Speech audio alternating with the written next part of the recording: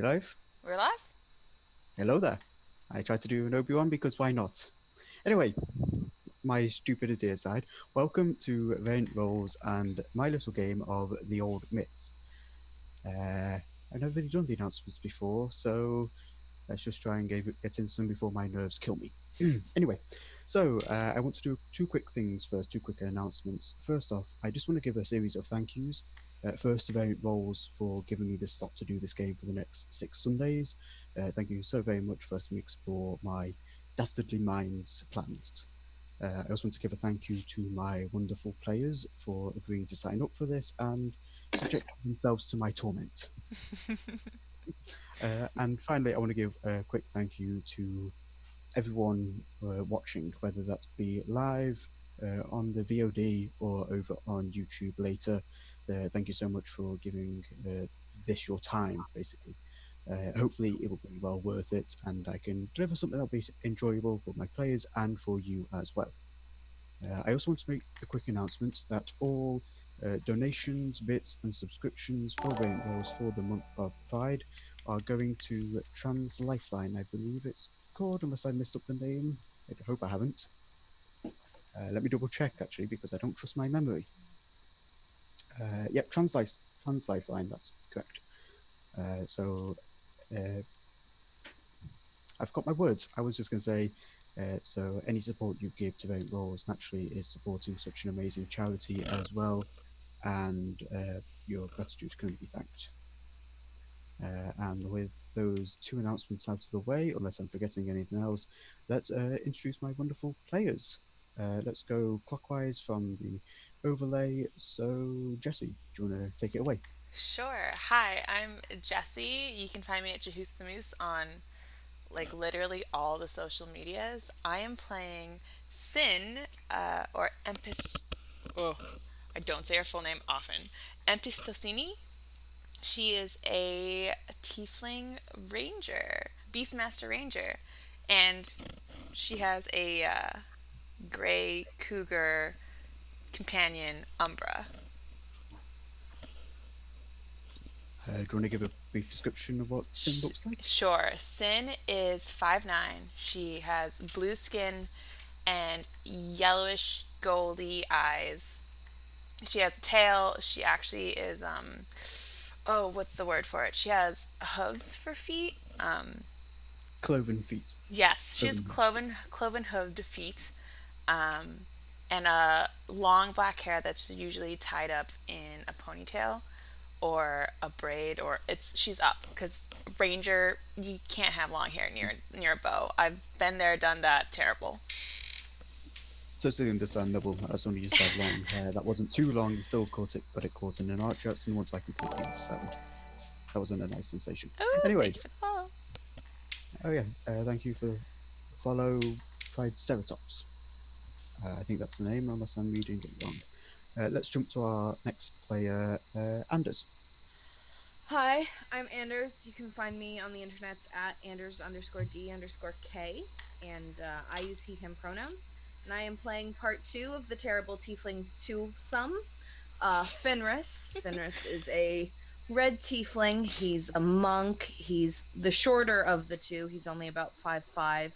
Has two horns that sort of go back like this, but one's a bit broken and chipped in the back. And wears a great tattered leather kilt, a little vest, has two sort of leathery wings on his back,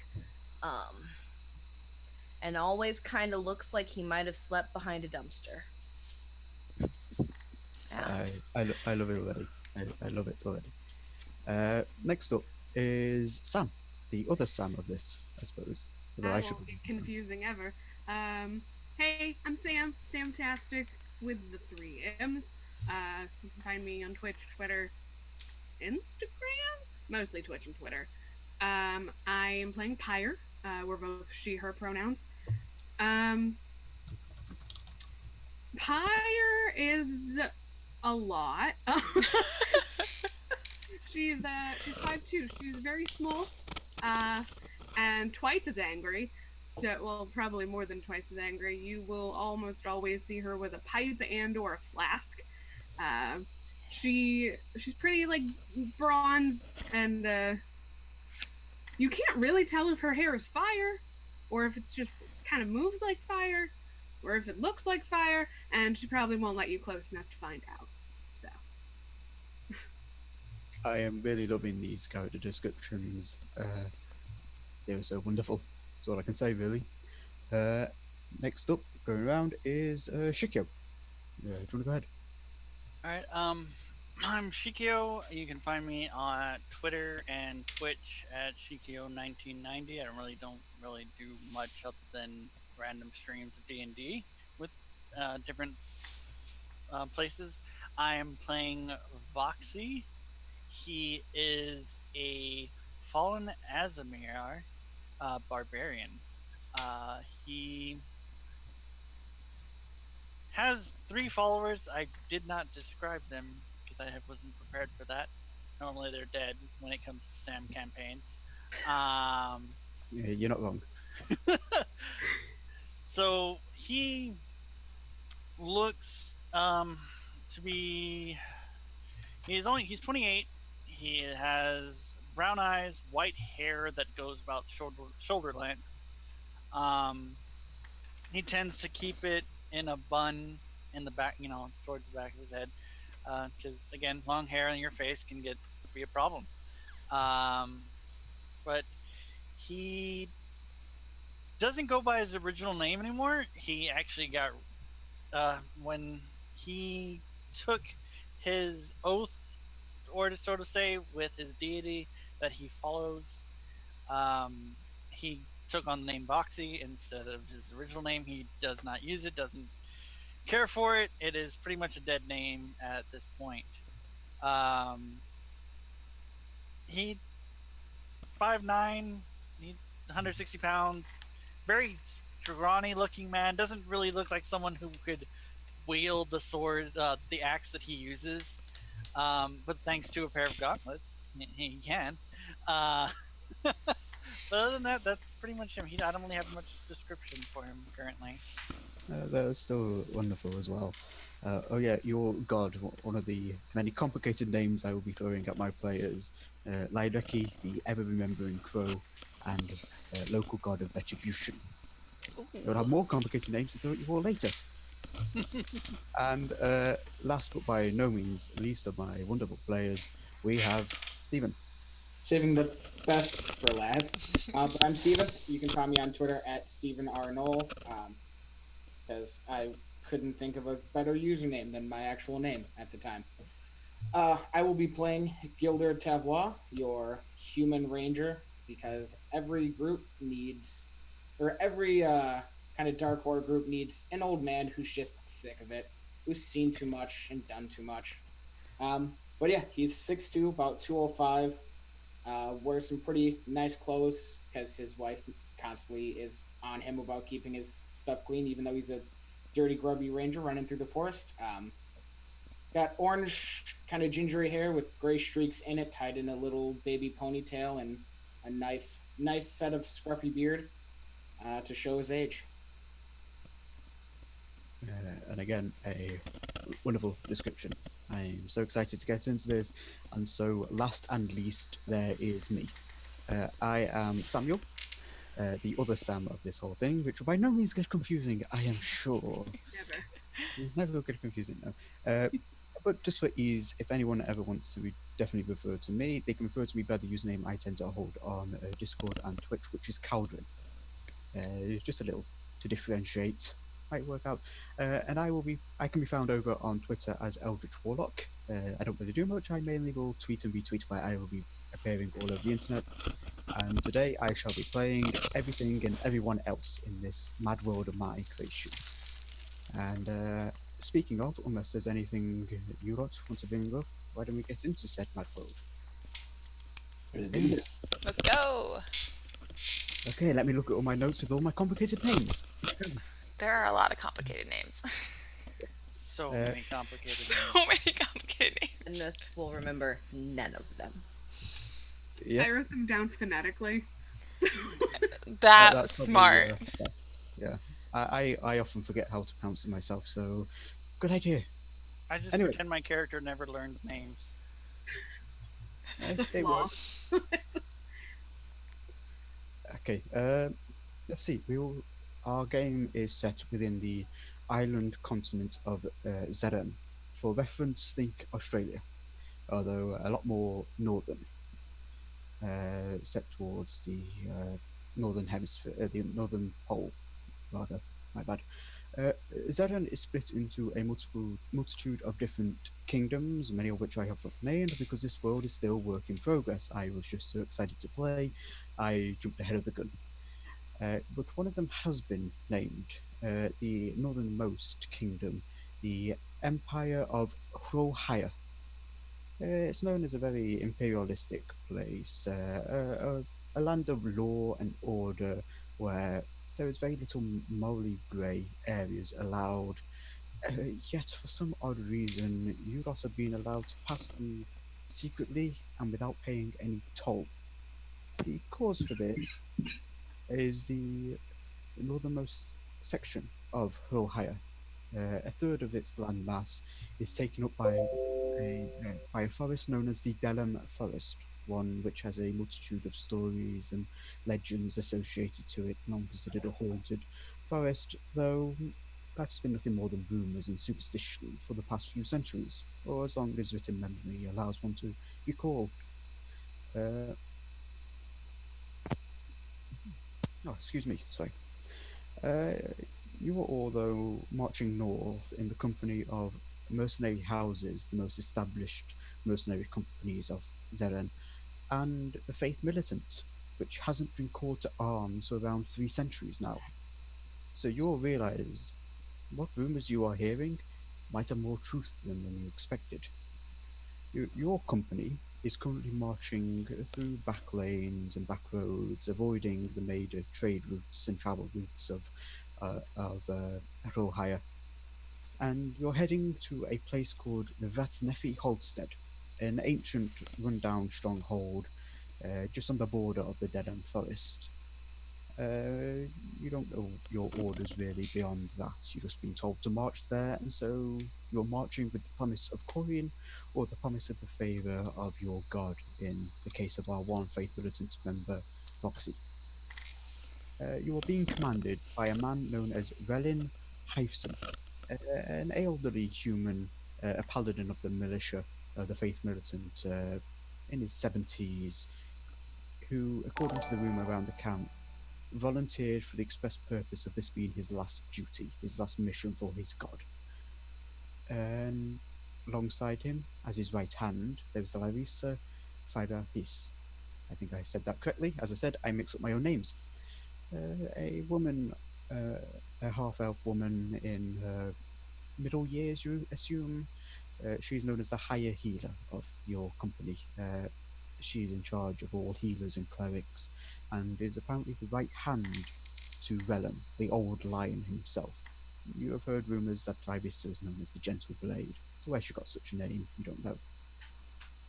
It is on one of these roads, travelling north, about a day's journey away from the Holstead, and where you're all currently camped. Off to one side, in a small glade surrounded by glade with a smattering of trees surrounding you and bushes and high grass to disguise your encampment. Oddly enough, the Delham Forest boundary is about half a day's journey from you. Unusual, since you know the Holstead itself, which is direct north from where you are, should be on the very boundary of that forest.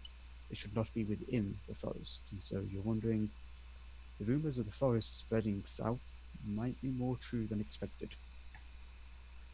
Our scene will be starting as the sun is setting. The oranges and yellows and purples and blues of a beautiful sunset playing out across the sky. The odd white cloud which once held its snow, which fell earlier this day, reflecting that night. It's a very scenic setting as you are all gathered around a campfire. Sin, Gilda, Femlis, Voxy, Pyre, and Voxy's 3 retainers, Frederick, Kendall, and Baldric. Other than the sound of the surrounding nature, the sound of the crackling campfire and muffled conversation of the rest of this company as you travel north. The night is quiet and peaceful, as many nights have been on this journey. How are you all spending this night as you ready to take the night's watch? Well, obviously, I'm issuing orders to my retainers to prep for, well, evening, nightfall. Simple things. Being very obnoxious, not obnoxious about it, but being very vocal about, like, not to screw up like last time. I will not, just being kind of a dick, but not really. Um, Very vocal, very loud, so like others can hear what I'm doing. Um, that's pretty much what I'm going to be doing as Foxy. You do get a few muffled, "Oi, shut the fucking hell up! We're trying to sleep!" from a nearby tent as you're shouting your orders. A common occurrence as you've been doing this the whole trip north. Yep. If Sin hears that, I'm gonna laugh. But I'm spending the night grooming Umbra because she's a cougar, so she tends to shed quite a bit. And as much as Sin loves being a ranger and rolling around in like dirt and climbing up trees, she also cares about her clothes, and cat fur and dark clothes do not mix at all. Joke's on you. That hair gets everywhere no matter what you do. Listen, since I've been with Anders for the past 2 days, everything I own is covered in cat fur. Called out. Wow. I guess for the night, Gilder would just, I know we have night watches, but he just make the rounds checking the surrounding, I guess about 500 feet radius of the camp for signs of anything that isn't exactly normal. Granted, already we know that forest here isn't normal. While you're doing that and you're Seas and stuff. while you're passing the other small groups who are being assigned to this night's watch, make me a quick perception check, Okay. considering what you're doing. First roll of the game, and watch me fuck it up. All right. Perception. I have a passive of like 22, if that matters. Actually, yeah, that matters. It's all that will be just that be enough. Sorry. I'll say. I took the observant feat, so I forgot my passive is so high. That's I fine. love Don't worry that. about it. But yeah, you notice then, as you're passing, traveling around, passing a few odd words with these other groups, as you make your way back to your own group, commanded by Roxy, you notice there's an odd mist beginning to roll in, covering the snow-laden ground, and it takes only until you've completed your circuit of this small encampment, no more than 120 men strong, if that. You notice the ground is completely disappeared from view. It's just mist. It's, it's that thick, and it doesn't look natural. You have and I will say, because you've been traveling north towards the Durham Forest, you've been trading stories about it, and you have heard rumors of the Durham Forest being covered by unnatural mists that hide the ground from people's sight. Well, it's not concerning at all.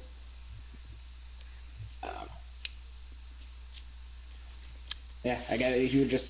He'd be nervous, but he'd just make his way back to camp. Okay. Not much he can do to fight the wind. I kind of feel like Pyre and I are it's like passing a flask back and forth. I would be sitting in silence unless Pyre wants to chat, but like just like communal understanding and drinking. If Sin is near you guys, she's snagging that flask if you fail to pass it to her. Go ahead, roll sleight of hand for the hell of it. Where's my Opposing dice? strength. Why not have a few light-hearted rolls before I bring the doom and gloom? That's a 6. I'll say that you do get a hand on that flask, and you spill out a good I was gonna say, mouthful of it onto the ground. and then I fumble it and drop it, and nobody shares alcohol with me ever again. Little shit. Nope. I'm gonna pull out my pipe and just smoke and maybe drink if it's passed to me. Sure. But yeah, silent. Just head nod.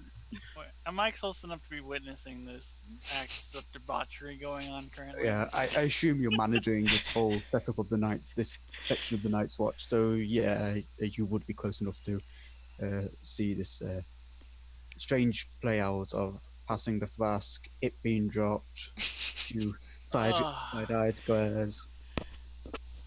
Oh boy. You three, what are you doing? Why are you not preparing for the night? We are. Yeah, this is how we prepare for a night. I hit things better when I'm drunk. I see things better when I'm woozy. Eh. Hey!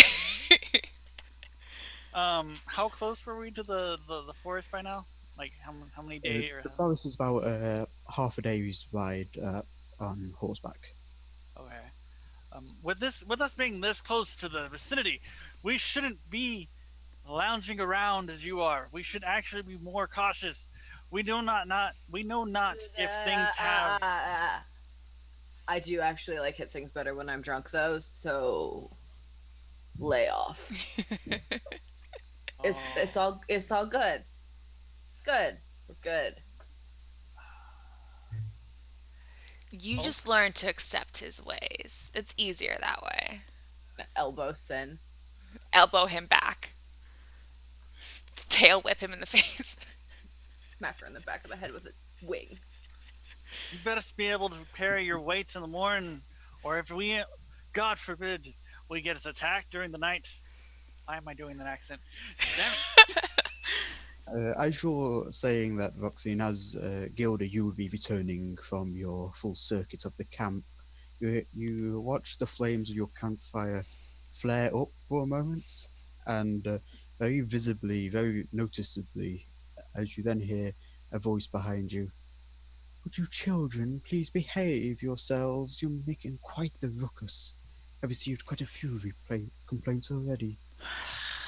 As you look over your shoulders, you see a very dark-skinned half-elf woman stood there, her shockingly red hair pulled back into a very tight braid, dressed in robes, very practical robes for travelling on horseback, but robes nonetheless, a very understated design.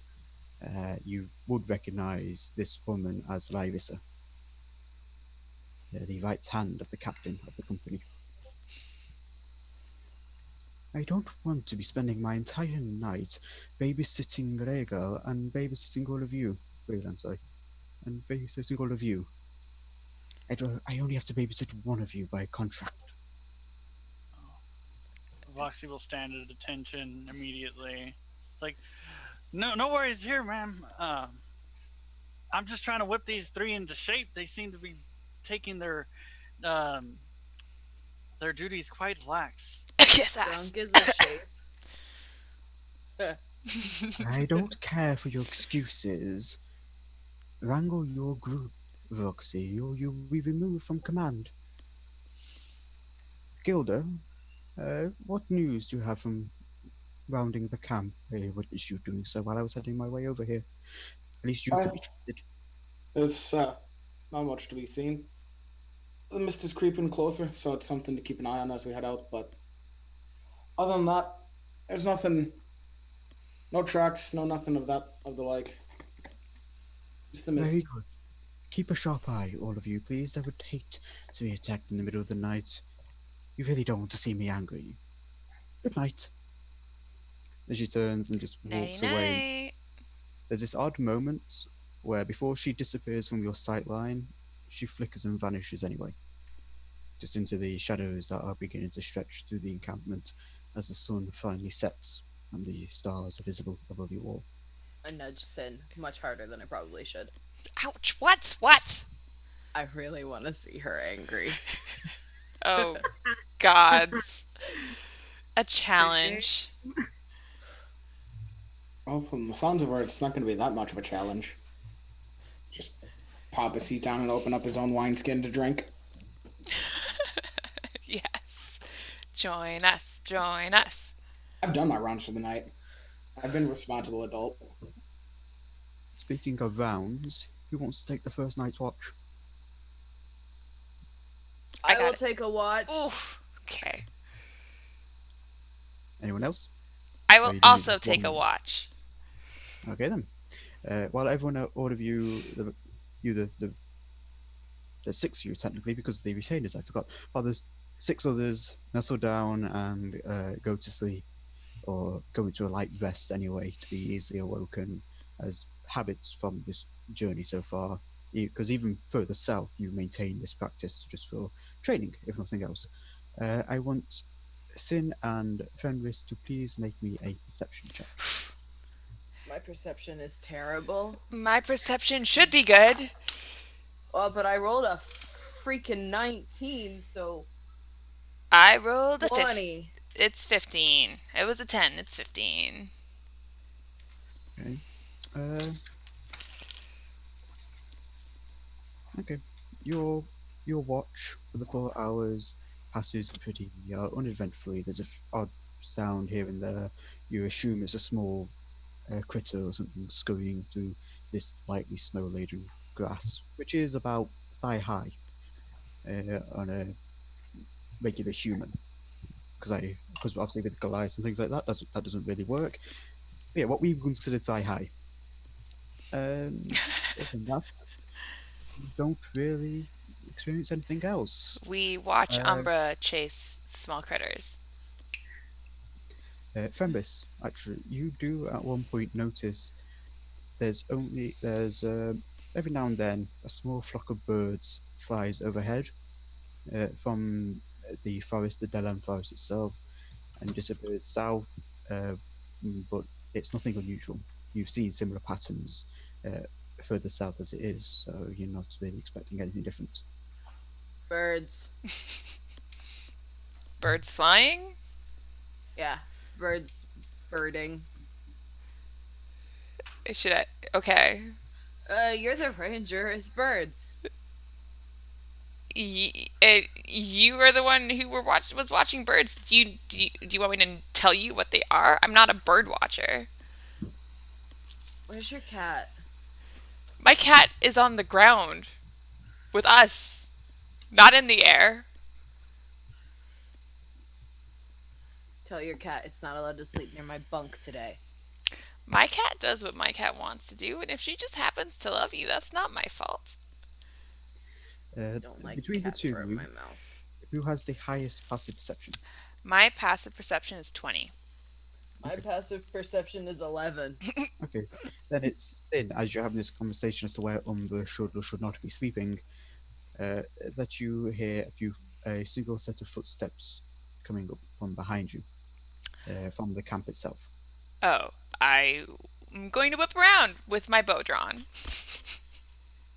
All right, put it down, I didn't mean to startle you. Put it down, please. I don't want to die.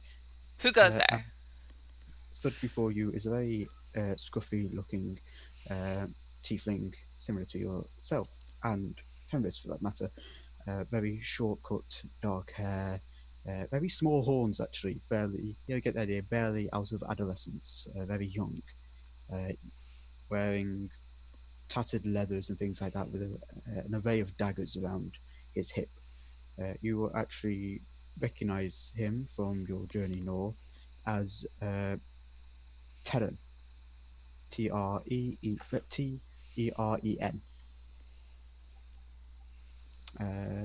A rather nervous individual by disposition. He's actually from the Empire. He's from near a settlement near to the Deram Forest, and you've learned he was actually one of the messengers who came south, carrying the news of the occurrences to deliver it to the churches and to the mercenary houses and to the different lords that commanded your march. So, very local to this area. Tenor. He's just stood there, hands up, while you have that bow drawn on him. I'm gonna lower the bow. Tenor, what are you doing here? I couldn't sleep. You haven't heard the stories. You haven't lived by the forest. I'm giving warnings to everyone. you need to be aware of the story. Uh, Wait, like a spooky story? it depends on who's telling it and in the context. Ooh, I'd be down for some scares. May, Right, may, Fenris? may, Right? may I Do we sit? have to? Yes. You walk over. It's like you have like log set out as benches basically around this campfire. He settles in closer to you, Sin, than Fenris, with you being eagerly accepting and Fenris not so. And he's just warming his hands by the fire, and he just says, "This is a story we're taught from birth. It, it's a story to tell us not to wander into the forest. Only children hear part of it. It's not told until you're adults, and then it's you just try and scare people. You know who can make it the most grandiose telling, who can terrify the most people. Only I think it's true. With what's happening, I think it's true." And he's very nervously rubbing his hands together. They're very agitated and just staring into this fire. If Umbra, I mean, if Sin notices that, she's going to like nudge Umbra towards him, and Umbra's going to kind of settle down near him and like rest so that her body is kind of against his leg. He kind of jolts at first, but settles in, starts stroking Umbra absent-mindedly, just staring into his fire. Umbra starts And to when he- purr. When he speaks, it's not with his normal voice, and it's odd, or it's almost like an array of whispers speaking with him. Dare not wander the forest. Dare not topple the totems. Dare not break the rituals, lest the forest beasts come for you. Beware the trees that hide more than shadows, the eyes that peer from eyeless schools. For the warden watches you, waiting for the cruel. And he just repeats himself, and will keep repeating himself until you interject. Nudge him. Yeah. Or shake him out of it. Gently. Hey. Sorry, I always get like that telling it. It's I thought it was a story, you know, a simple children's tale, you know, a fable. Don't wander the forest, or you'll be injured, you'll be harmed, or you'll be killed. And then I got older, and I heard the deeper stories, the more stories of the forest, and ever since I saw it, that creature, that abomination, I zoned out when telling it. I've been told it's not me speaking. That was definitely not your voice, and it sounds like it's more than just not wandering into the forest. You, I point to Fenris, are not allowed to touch anything in those woods. No toppling towers. I have an idea. Do you think if someone else said what you just said, they'd also get like creepy voice? I don't know. I've not heard anyone else go like how I've been told I go. Are I you possessed? don't know. There are stories certainly of things in the forest that can take over one's mind, that can eliminate your own thoughts, that can impose themselves. Only I don't remember that. That's probably obviously the part of it. You would I'm gonna remember. shake fire awake. Huh? What the fuck? What? What? Can you get rid of like possession?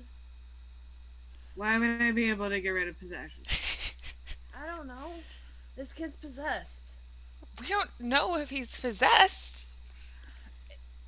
You just told a really scary story really well. With someone else's voice? Maybe he's a really good storyteller. I don't know. So you, why did listen, you make I me need- at woods? I don't. I need to go. Yes, I need to go. I don't know. Just beware the mist, and that abomination. Don't look it in the eyes. Just don't look it in the eyes. It's What abomination? Go back to sleep. We'll fill you in later. Go back to sleep. No, tell me about it. Just, Can I, if she's, can I go to sleep? just beware what looks normal.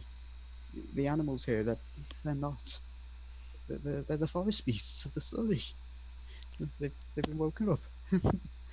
I need to go. I need to go. That's it. Terran. I need to go. And he starts beating himself and just wanders away Into the mist. into the mist, directly towards the Denham forest.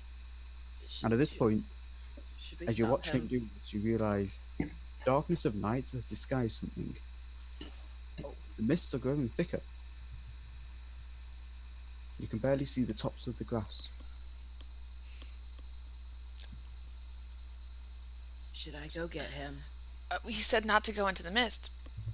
But he went into the mist. Should I go get him? Did he just like flicker vanish into the mist, or He didn't flicker vanish, no, he just walked away into the mist naturally. But I will say, you do know your orders for the Night's Watch are never leave your post. No matter what. I feel like I really should go get him, and I'm gonna start kind of moving in that direction. I'm gonna- Stay facing them. grab onto Fenris? I don't think it. I mean, we should wake the others up. He's just a kid. If he goes into that mist, he might die. I should go get him. You thought he was possessed. What if he wasn't that kid? What if it wasn't him? Why was he in the woods in the first place? I mean, that's possible. I'm gonna chuck like a ball of fire just after to see if I can see anything through the mist. Is this produce flame? Yeah. Okay. Yeah, you toss into mist and it acts like normal mist, only you don't see anyone and the grass doesn't catch fire. Which it should, Yeah, but it doesn't. it definitely should. As you cast it though, as you pierce through the mist, you all hear, I have to tell the captain, I have to tell the captain, I have to tell the captain.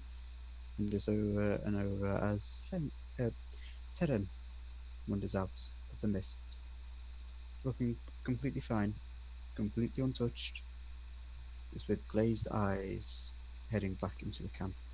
Terran, Yes? were you just here talking to us? Yes? Can you maybe not snicker like that? Like what? Like what? All right, you know what? Just carry on. Just go ahead. That's fine. Don't worry about us.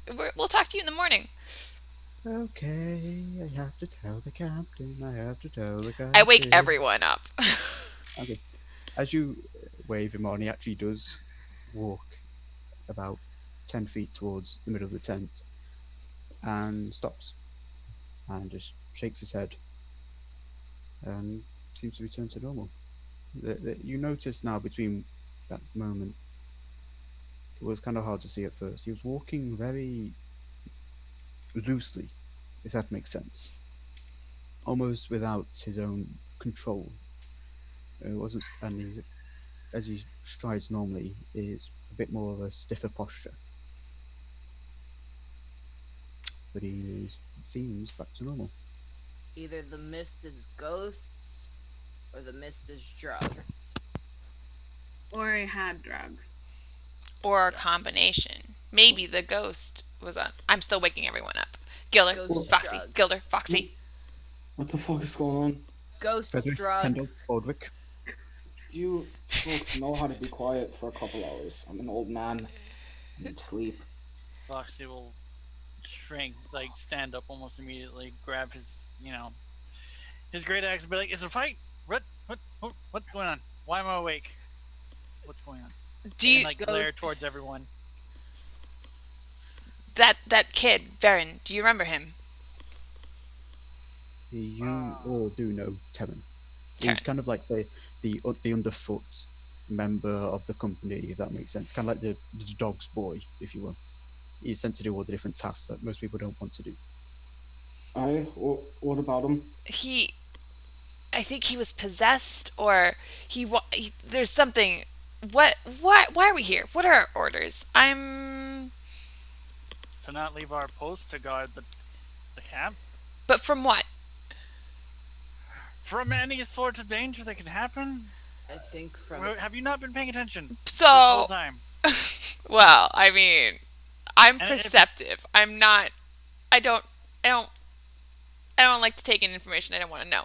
Um, okay. So is this child a danger to the camp? If he is, tie him up, restrain him, and then we can go from there. well, it seems like he's totally normal now, but he walked out into the mist and then he came back, and he was weird. And he was weird before he went into the mist. Fenris, he was weird. maybe he's just weird in general. Do we know if I he's would weird in general? Make a base intelligence check. Those of you that want to know if he's weird in general. It's gonna go great. Roll for Okay. weird. Actually, to be fair, insight is probably a better one. Insight. Just a base. Probably no better for me. That is a 10 for me. 14. 5. 11.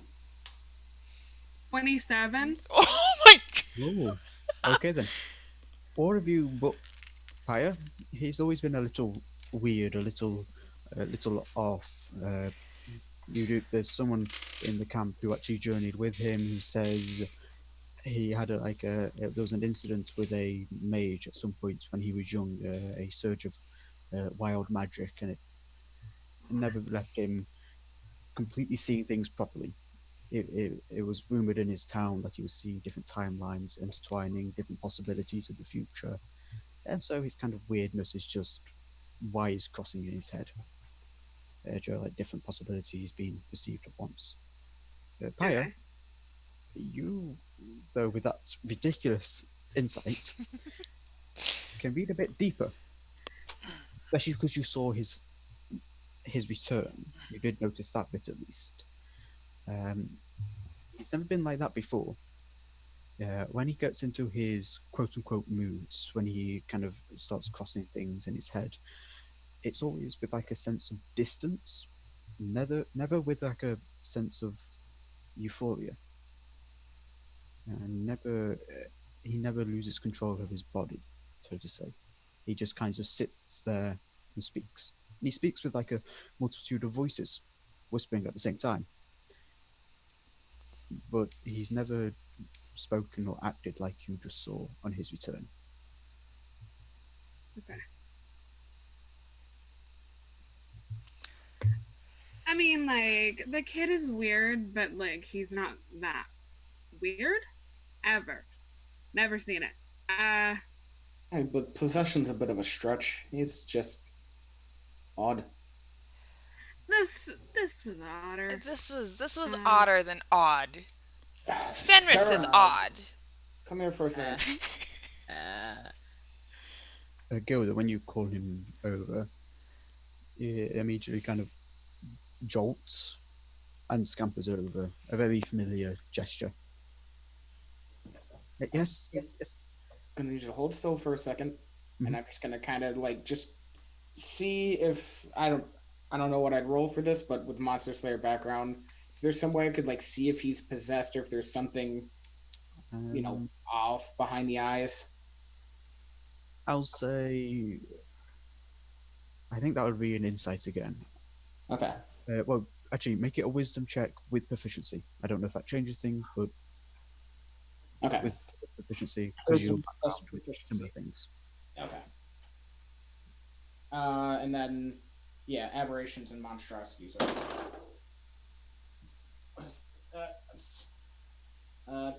Non-natural 20. Okay. You've experienced in your past with the Company of the White Arrows mercenary house, one which specializes in hunting monsters and monstrous prey. You've encountered possessions before, and you've dealt with possessions before. He isn't exhibiting any of the typical signs. His pupils aren't blown out, they're focused as they should be. There's no kind of like misty shadow to his sclera. There's no kind of like jittering of his eyes. Any other possession signs aren't present. He looks completely in his own facilities. So I'm just doing like the prying open the eyelids, just tilting his head around. He's not possessed as far as I can tell, so it's just another night for him. Can we go back to bed now? Yeah, can I go back to bed now as well? Not that I don't think I appreciate this eye exam. Can you let go now, Gilda? You Oh can, no, I've let go. Yeah. Oh, okay, sorry. you He's fine. you can go back to bed if you stay in bed for the whole night. I don't see what else I would do. Okay. Okay. Well, hold on there. How about we have him stay near the fire so that we can keep an eye on him? Because y'all saying he's acting weird. I don't trust this child anymore. I mean, I We wouldn't will keep say him. no. It will keep you warm. I don't have much warmth back in my tent, so I wouldn't say Alright, he no. will sit there for the Uh-huh. rest of the night then. Yeah, here's good. You watch as he, as soon as you say that, scampers over, almost curls up like a cat next to the fire, and it doesn't take more than a few minutes. Well, stretches out, I should say, like a dog or a cat, I guess. And it doesn't take more than a few minutes before he's just completely gone. He's completely asleep. Looks like Fenris is out too. No, I'll get a blanket out of my bag. Blanket on him. You can, as soon as you do that, he kind of grabs it and curls in on himself and pulls it tight around him. Very, as I say, very young looking, like barely out of adolescence, barely in his teen years at that. At this point, Don't I'm hold ass- him to anything serious. I'm assuming it's a changing of the guard at this point by now. Yeah, at this point it would be a switch over, rather. So who wants to take the second watch? I'll do it. I will point out you do have the retainers on hand, so you can Yeah. order them to take the watch if you want. I would go with them, with the retainers, the 3 retainers. Okay, do you want to take the third watch then? Yeah, I can take third watch. Okay, with Gilda and Pyre taking second. Is that good? Oh no, if they're all if his retainers and Pyre are all going, no, I'm going back to bed. I'm old. Gilda's 35. He needs to sleep. Well, currently it would be just you and Pyre, and then Voxy and his retainers on the third watch. Oh, okay. All right. Yeah, then I'll be up. Okay, so Sin, Umber, Fenris, you will go and get your first rest of the night. Yeah, I'm gonna sleep close to the kid. Okay. I'm gonna give a little Uh, salute to Voxy and Pyre and be like, "Good luck. Weird things Gilder are and Pyre. happening." Oh, Gilder and Pyre. Voxy, Frederick, Kendall, and Baldric, the knight and his retainers. I suddenly have Monty Python in my head for some reason. Knights of the Retainer. Exactly. But you four also settle down and soon get back to sleep, having been rudely awakened. And it's Gilda and Pyre on watch. So will both of you make a perception check for me, please? Perception. Here's my perception. There it is. Non-natural 20. Okay. 25. Okay. All right, fine. Be like that. It takes about 2 hours, 2.5 hours into your 4-hour watch before you notice something unusual. At this point, the mists have completely consumed the tops of the grass, and you can barely see like halfway up the trees that surround this very sparse glade that you're in. You both notice there's an owl sat on one of the trees branches rather, watching you. And as you look around, you see another, and there's another, and they're all equally spread out around this camp. And it takes you a few seconds, like especially you, Gilda, you notice this kind of first, having walked around and noted where everyone is making their camp for those that are doing the night's watch, where they're camping. You notice there's an owl for every camp, watching each camp. It looks like a normal owl. It's just watching. That's that's concerning. Yeah, that doesn't look natural. Is there just a rock or something nearby, like some small I can just throw in the general area of the owl, see if it gets spooked?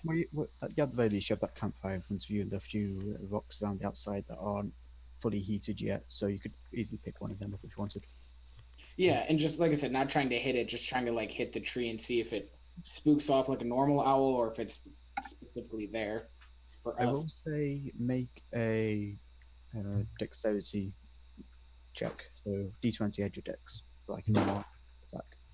Uh, Or advice weapon, rather. 17. Okay, yeah, with 17 you can easily hit the trunk of the tree. It just twists its head to look at you and flutters from one branch to another, but then stays.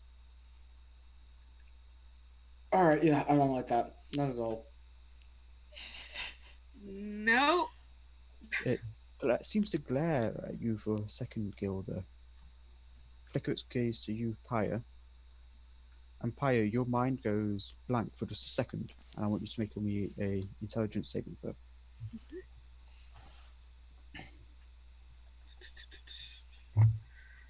Don't fuck me.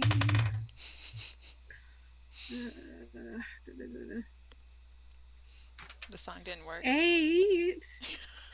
Okay. You have no recollection of what happens next. For you, there's no time passes. 1 second is either. There's no cut time. There's no going blackness. Going into this state of blackness either. It's just this is fine into this is fine. During that second though, your mind cuts out time itself. You, Gilda, watch as this owl opens its mouth. Only it doesn't look like a beak. It looks like a wide, grinning, toothy smile. Nope. And you can hear in your mind this hiss in the back of your head. Before, as Pyre, you come back to awareness, not seeing this smile, it takes to the sky and flies in the direction of the Delem forest. Well, I guess we scared it off. What are the other ones? We're definitely the ones who scared it off. Yeah, that's what happened. Yeah, you threw a rock and it ran away. Well, it flew. Uh-huh. Yeah. Nothing else happened. It's just a normal owl that flew away. Yeah. Fuck. That wasn't a normal owl. Of course it was. What else could it have been? Have I heard or seen of anything like this before? Favorite enemies are aberrations and monstrosities, so I don't know if it I will follows them. say make me a history check or nature check, one or the other, whichever's better for you, I think. History or nature, depending on it'll be what encounters you've had with it. Oh, good. I didn't take proficiency in that, so it's just straight roll. That's a 4. Nope. There are a lot of myths to do with owls, a lot of different stories. Indeed, if I just check my notes for a second.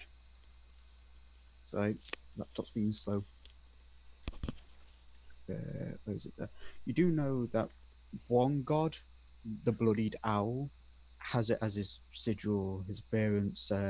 He's a higher god, not a local god, so his name isn't often taken, it's not spoken, because you know that you would know, as is common knowledge, kind of really, and if anyone of any faith, speaking a higher god's name can inflict madness and pain, and it's speaking the source code of the universe, as it were. So you know him as the bloodied owl. You know him to be, with your background, you know him to be a lord of sacrifice, as well as protection. But that doesn't seem to relate in this moment. All right. Just trying to shake it off and not press the matter too much, but Okay. yeah, you got the old man spooked. That's not normal. Oh, I did not pack enough wine for that. It's a bird. They do that. It's a bird. I mean, the other one's just, it's fine, probably. Yeah. I go over to Taryn. He's And currently sleeping near Fenris. I would like to try to avoid detection from anyone who's awake. And cast. Oh, where'd it go? Where is she?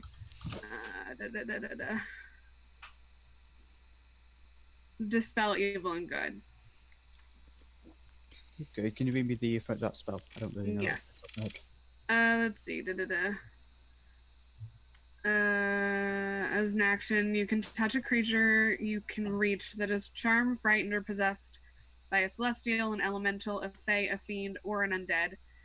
The creature you touch is no longer charmed, frightened, or possessed by such creatures. Okay. You touch him and you feel the spell flare for a moment as divine energy floods into you, and you hear this kind of whispered voice in the back of your ear saying, "Oh, now you want my aid? Very well." The spell seems to take for a moment and then fizzles into nothingness. Nice to hear you again. My dear Pyre, I am always watching. And then this presence in the back of your head fades into nothingness. And you could swear out of the corner of your eye, you see a very tiny, almost sparrow-sized raven fly away. Although Motherfucker. you don't see this. It's only visible to you, Pyre. Just gonna watch that bird go, and then I'm gonna give that bird the bird. To your perspective, Gilda, it's like Pyre's just flipping off midair. He's been dead-eyed looking out at the forest after that fucking owl, so I didn't see any of that. Then, yeah, if you're doing that, you would notice, while you'd always been able to see in the top of the trees of the Delham Forest, you can't. The mists have risen enough to consume them. You can still see the trees of the glade, but not the forest itself, which is expected. If it's a very thick fog mist, it wouldn't really be able to be visible that far away anyway. So you're not really worried, but after your encounter, you're kind of worried. Yeah, after the bird, I'm worried. Okay. For the rest of your watch, nothing else happens.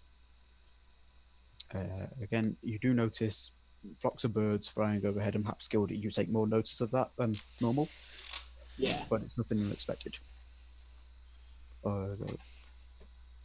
So, do I get the feeling that the spell didn't take? It did flare, so it was activated, but it didn't actually affect anything. It just fizzled into nothingness. Okay, cool. So, Cool. at the end of your watch, as I said, nothing else occurs, and you wake Voxy and the three retainers, Frederick, Kendall, and Baldric. Did you say anything? Gilda? Yeah, I'm just going to bed, but as we wake up Voxy, I'll warn him, just keep your eyes on the birds. And then just no more explanation, just a slightly distant look. Okay. So, yeah, Voxy, you get this very odd order of keeping an eye on the birds. No context. No context. Just the birds. God, what? I don't know why, but I have a habit of watching bad movies. I've just been remembered a Birdemic. Yes, the fucking terror. Is that what this campaign is? Birdemic? Birdemic! It is now. Oh no! Same graphics. Anyway. Better graphics than Birdemic. Anyway, Roxy, it comes to you and your retainer's watch. Make a perception check for yourself, and I assume you're ordering your retainers to keep watch as well. Yep. Okay. Do you happen to know if they use the commoner stats or the knight stats, or? That is a good question. They use. You have 3 retainers of your family. These can be attendants or messengers, and one might be a major dono. Commoners. Okay. I'll put the commoners. Okay, so you make your perception check, and I'll make it for them. 14. 14 for you. Okay. Hold on a second. Plus 0 and everything. So they got a 17. So it's actually your retainers that notice this, not you. Yay! Yeah, I'm not very. I But- don't pay attention. You depend on your retainers. But an owl does return. Oh no, rather, you don't know returning, so it's returning. So an owl does fly up and settle on a tree nearby, the tops of which you can only just see. The mist is consuming the entirety of the tree. It just settled on one of the topmost branches and just looking around like a normal owl. You see every now and then it dives down into the mist, comes back up with something clutched in its talon. Well, it doesn't seem unusual. Or too unusual, anyway. Danger sense wouldn't actually trigger off of this thing. Um. Okay, so what do they rely? What do my retainers exactly relay to me exactly? They'll just point out the owl, and you will see it as soon as they point it out. It's kind of hard to see with all the mist. Hmm. That's all. That's all you're not seeing. It was. Okay. Okay. I'm going to actually. I'm going to throw a javelin at this damn thing. Okay. Javelin's range is 60 feet, I believe. So disadvantage. But go ahead. You can try and hit this owl. I don't like it. I don't like bird. I was told, watch out for the bird. There's a bird nearby. I'm gonna get rid of it. Fair enough. Go ahead. All right. I mean, yeah, to be fair, it wasn't very specific. Yeah, That's it was. fair. Very. Okay. What God, is I my wonder what happened to me. So, is it- javelin? It is. Hold on. I'm having to do the math. Assume your proficiency in dex. Assume your proficiency in javelins as a barbarian. Yeah, I have a +8 to it. Okay, good. With disadvantage because of you're in the outer bracket of this distance. Well, it doesn't matter. I roll 1. Okay, it just sails off into the mist. You hear a solid thud and a sharp cry that you recognise as a mouse. And well done, you managed to hit a field mouse. But you don't hit the owl. Indeed, the owl disappears down after the javelin, comes back up with half a mouse in its talons. Hope you didn't need that. Oh no, I'm gonna get it back. Obviously, I'm not going to pick it up, but I do order Modric to go and grab the. Are you, to what are you go doing, and sorry? Yeah, Modric's gonna go and get my javelin for me. Okay. I missed Baldric. Go into the spooky mist. Well, Order Baldric into the spooky obviously, mist. before I order him to go in there, I'm going to have them tie themselves off. Oh, obviously. Obviously. I will say you have enough rope around to easily do that, and he disappears into the mist, and it takes about a minute until you get worried, and you start ordering them back. Frederick returns. Kendall returns. The end of the rope returns, but no Baldric. Had to get rid of one of them. There was too many of them. You do. Rip and Baldric, we barely knew you. Pour one out. Press Yeah. Press F to pay respects, chat. Yeah, Ethel respects being for poor Baldric, who always had a cunning plan, but it never worked out. Never got to speak. 3 of them. I had to get rid of one. It's too many things. Kudos to anyone who recognises the Blackadder reference, by the way.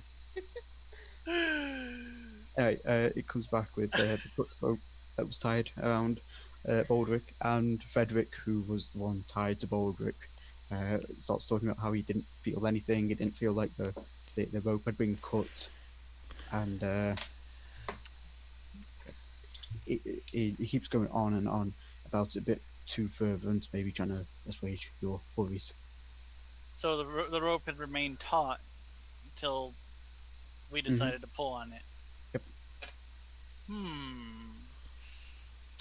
That's eerie as hell. As you're going over this, Frederick keeps talking, keeps assuring, My lord, I had no idea what happened. The rope it never went slack. I never felt anything. Alright, I'm gonna just like. Kendall, on the other hand, poor Kendall, seems to stand completely straight for a moment.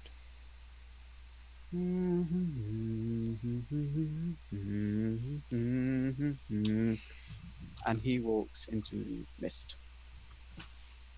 And the humming. Still technically tied to Frederick. Yep, still tied to Frederick. And Frederick tries to stop, but with a natural 20, manages to untie himself before he pulled in. These commoners are rolling really well.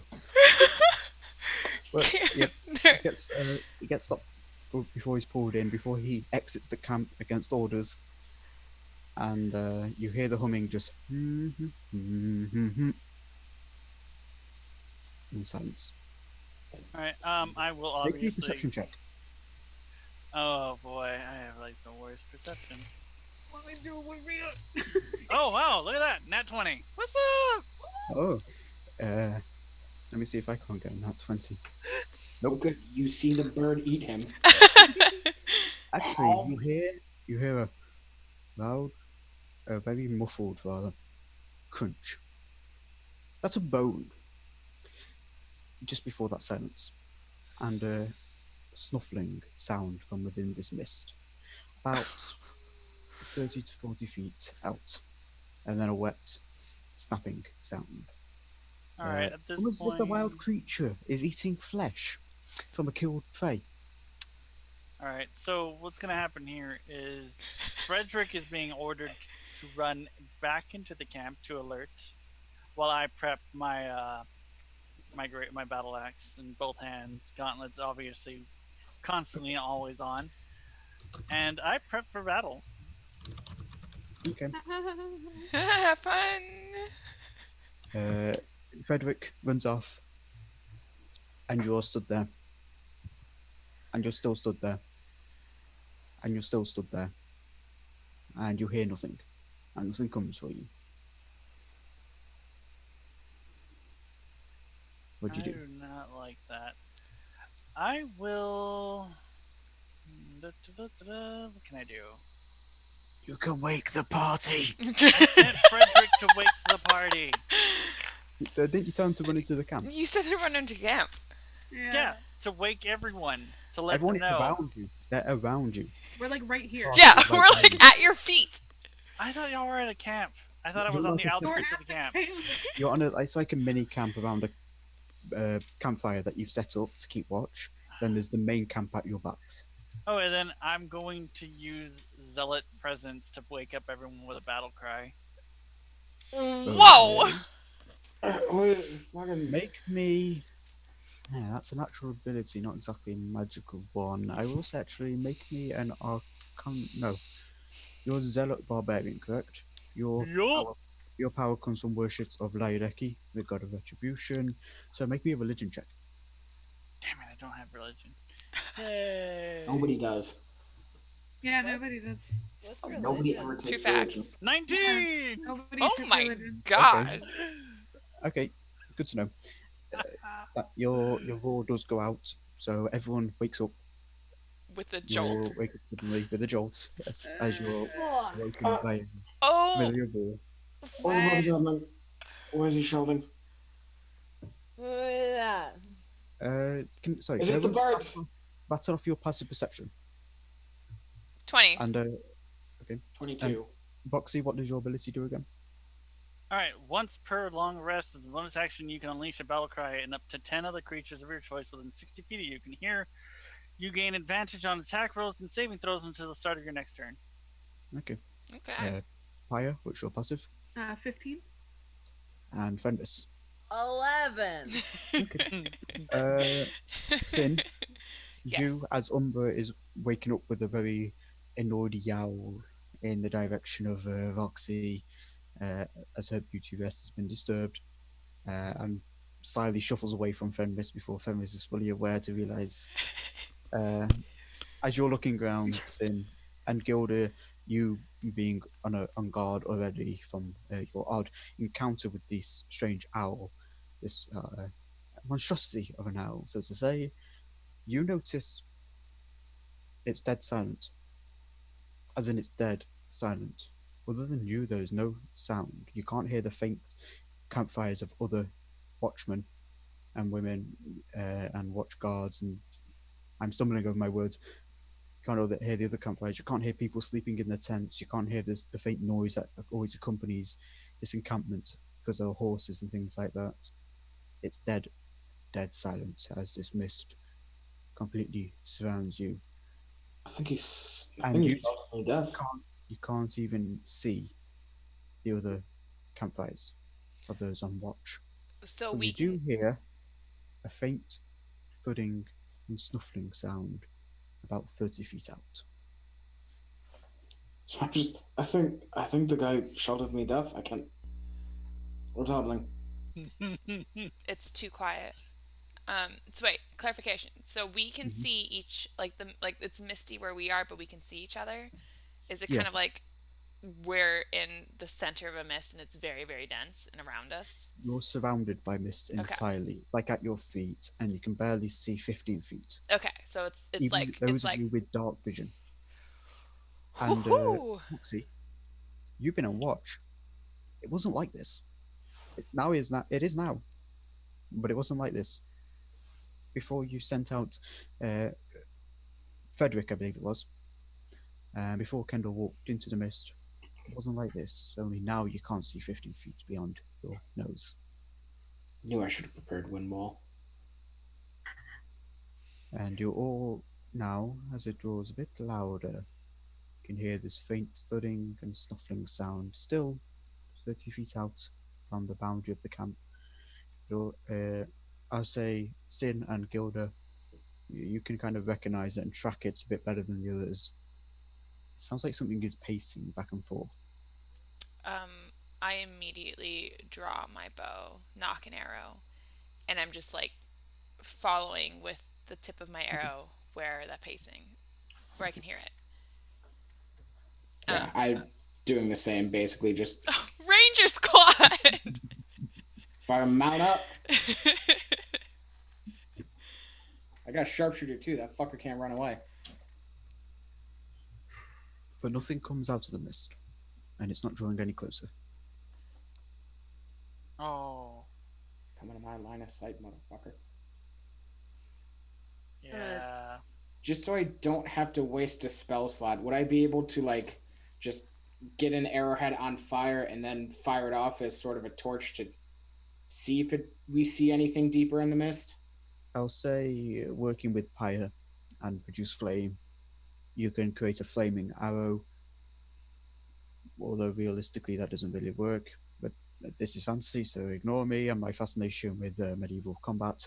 Shoot But a you torch. fire a flaming arrow into the mist, and you see 20 feet out before it's completely consumed by mist. And you don't hear it hit the ground. It's dead silent. I'm moving. That's I'm not just. standing. I'm ready to. I'm ready for combat at this point. And if there's one thing that a zealot is good at, it is diving into combat that he's not really prepared for. I'm Okay. moving towards the sound. No, Okay. don't stop. We don't know where it is. We can't see it. We only know slightly where it is. And we're alive, and the people who went in there aren't. So. And if you go in there and we can't see it, or you and we hear something, we might accidentally shoot you. They're mist Oh, directly above our heads. Yes, because it's 15 feet in all directions. Did I take that one spell that would be really useful right now? Let's find out. How am I supposed And to? while I think if you're okay with this, Jesse, while you're considering what to do, we'll go for a break. Okay, sounds good. So come back in about 5 minutes, I think. Is that fine with everyone? Yeah. 5 minutes or so, and we'll continue with this. Piece Stay is about investigate. 20 minutes in.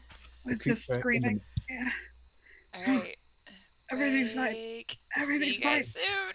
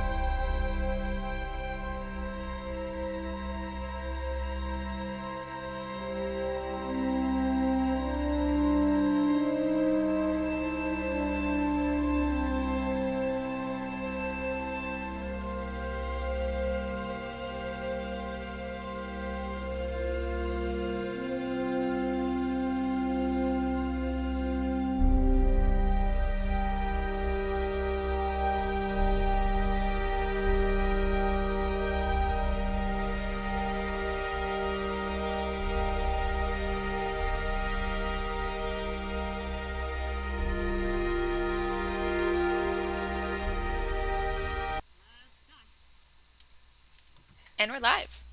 Okay, and we're back. Welcome back, and thank you for anyone who's sticking with us. Thank you for anyone who's joining or recently joined. Before we jump back in, I give a quick reminder that any bits, donations, and subscriptions to Variant Roles for the month of June, because it is Pride, will be donated to Trans Lifeline, a wonderful charity, and definitely something worth supporting. And with that hopeful message out of the way, let's get to the dreadful stuff. Yay! Get back Oh, into the God, it game as you're all surrounded by a thick mist, unable to see more than 15 feet in any direction. Terran, the young tiefling boy you encountered, acting a bit odd, is still at your feet and completely passed out to sleep, unawakened by Roxy's war cry. Roxy went to charge in, and Gilda, you stopped him, and then the rest of you stopped him, which would probably be a good idea. Maybe. Who knows? And in the mist, about 30 feet, estimated by Sin and Gilda, you hear a snuffling sound and a plodding sound, if you will, as something heavy is pacing back and forth, 30 feet away, never coming any closer. And you can't see or hear anything. What'd you do? Question. Like, Other than panic? Other than panic. So, Roxy, you're casting light, did you say? yep, casting it on my great sword. You cast light, Yeah, on my great axe. Yep. and casting it on light. stops at 15 feet. 15. Oh, Um, sorry. Oh, I just burped. Can Umbra smell anything? Do you have her stats? Yes, I do. In that case, by all means, make a perception check. It just says me having to look them up. Poof, poof, poof. Where's my d20? There it is. oh, the color of the light is red. Okay. There's a red light now filling this mist. Oh my god, Umbra. 26. Yay! How do you commune with Umbra? Good kitty. So I can tell Umbra I feel like at this point, being a Beastmaster Ranger and companion, if she smells something off, we've developed some kind of like, she either like lashes her tail against me or nudges me or Okay. like lets me know that there is something out there, and she Going with has a that locked then. on sense onto it. Going with that, then, she's. I'll say, if you don't mind me expanding on that a little bit, I'll say she'll whip you with her tail to signify threat, pat with her paw to signify how many, Yes. and the more whips of the tail, the more dangerous it is. Okay. I love this. There's 1 thud with the paw, and 5 whips of the tail. Oof. It's only CR5. We're fine. There is something bad out there. There's something bad out there. Can she smell in which direction, or is it kind of muddled? I'll say you've also trained her to point the direction, and she kind of nudges her head. I feel like she'd be like a pointer dog and just. Yeah, pointed dog kind of goes onto 3 legs, 1 hand paw comes up, just completely stiff straight, and just points and follows that sound. I'm going to follow her following, combine her scent with my hearing. Mm-hmm. And I want to shoot an arrow into that direction. Go ahead. I'll say make it a straight roll. I would say disadvantage, but with Umbra aiding you, Yes, Umbra. let you make with an unusually good roll. You'd have advantage from Cecily's presence as Oh, well. thank Christ. But it doesn't stack. It would I'm giving advantage from Okay. Umbra, disadvantage from the mist, so it'll be a straight roll. So it be just a straight roll, no. Yep, just straight roll. It's a 5. Hi. It just goes Full straight into 5 plus any bonuses to attack and all of that. That's what I'm wondering. Am I adding my attack bonuses? Oh, yeah. By straight roll, I mean it's not advantage or disadvantage. Okay, D20 so it's a and- 15. Okay.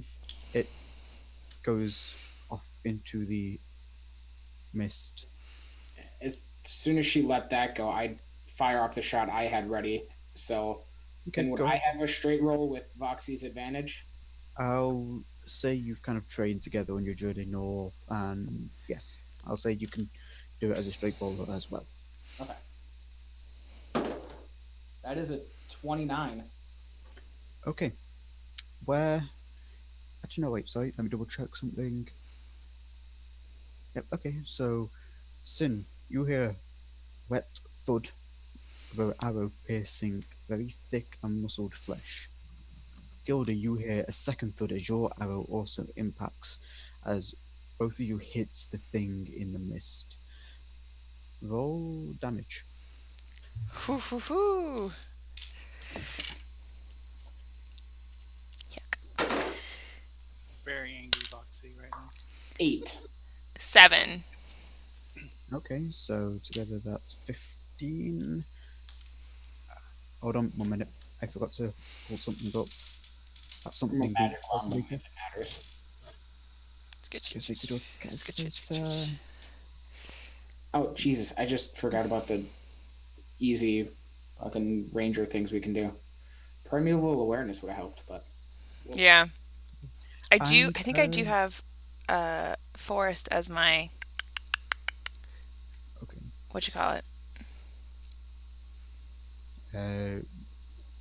Languages, you mean, or favorite terrain? Yes, thank you. Yep, Yeah. I do. That's advantage on perception and In- intelligence. Intelligence and wisdom checks. Sorry, I was just talking about how primeval awareness could have helped figure out what is out there in the mist. Oh yeah. Sorry, just getting a text there. Yeah, as your arrows hit thick muscled hide, you hear a very deep and rumbling roar. And not everyone towards the initiative. Oh, I think we picked it off. You did, actually. That's 'Cause fine. It was keeping its distance. I rolled a 5 on wisdom. It's enraged. Congratulations. What did you do? Yay! It's a 6. Joke's on them. We're going to throw our enraged barbarian at it. Hold on. I'll go around and ask you all. Okay. As I lose track of it all. So, 25 to 20? 22. 22 for Roxy. I have Okay, advantage on my initiatives. Oh, you fancy. 20 to 15? 19. 19, okay. 15 to 10? And 10 for Fenris. 10 to 5? 6.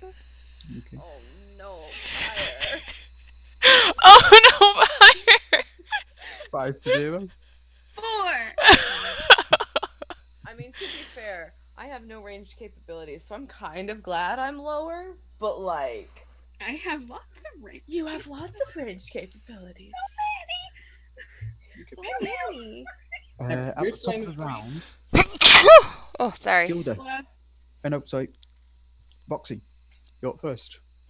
Alright, so seeing where the arrows were shot at, seeing all that information, I'm going to dive in there with my bright glowing axe of redness.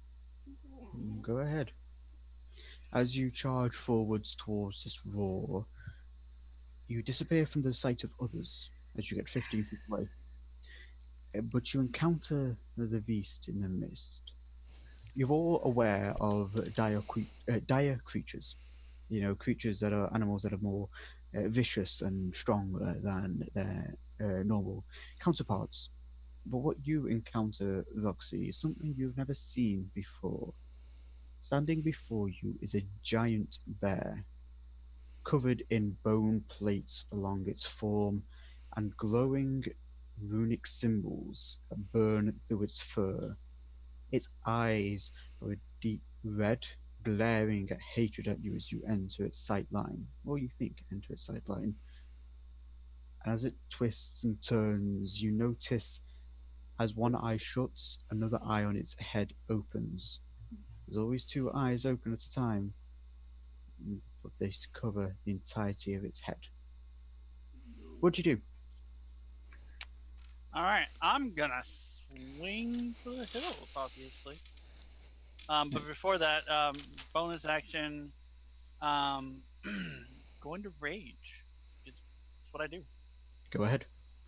You let out a terrifying roar, which the bear returns in kind.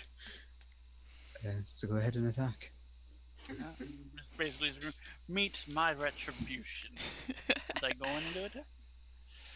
Do-do-do. As you rage, being a zealot barbarian, on your head, three almost tattoos appear on your forehead.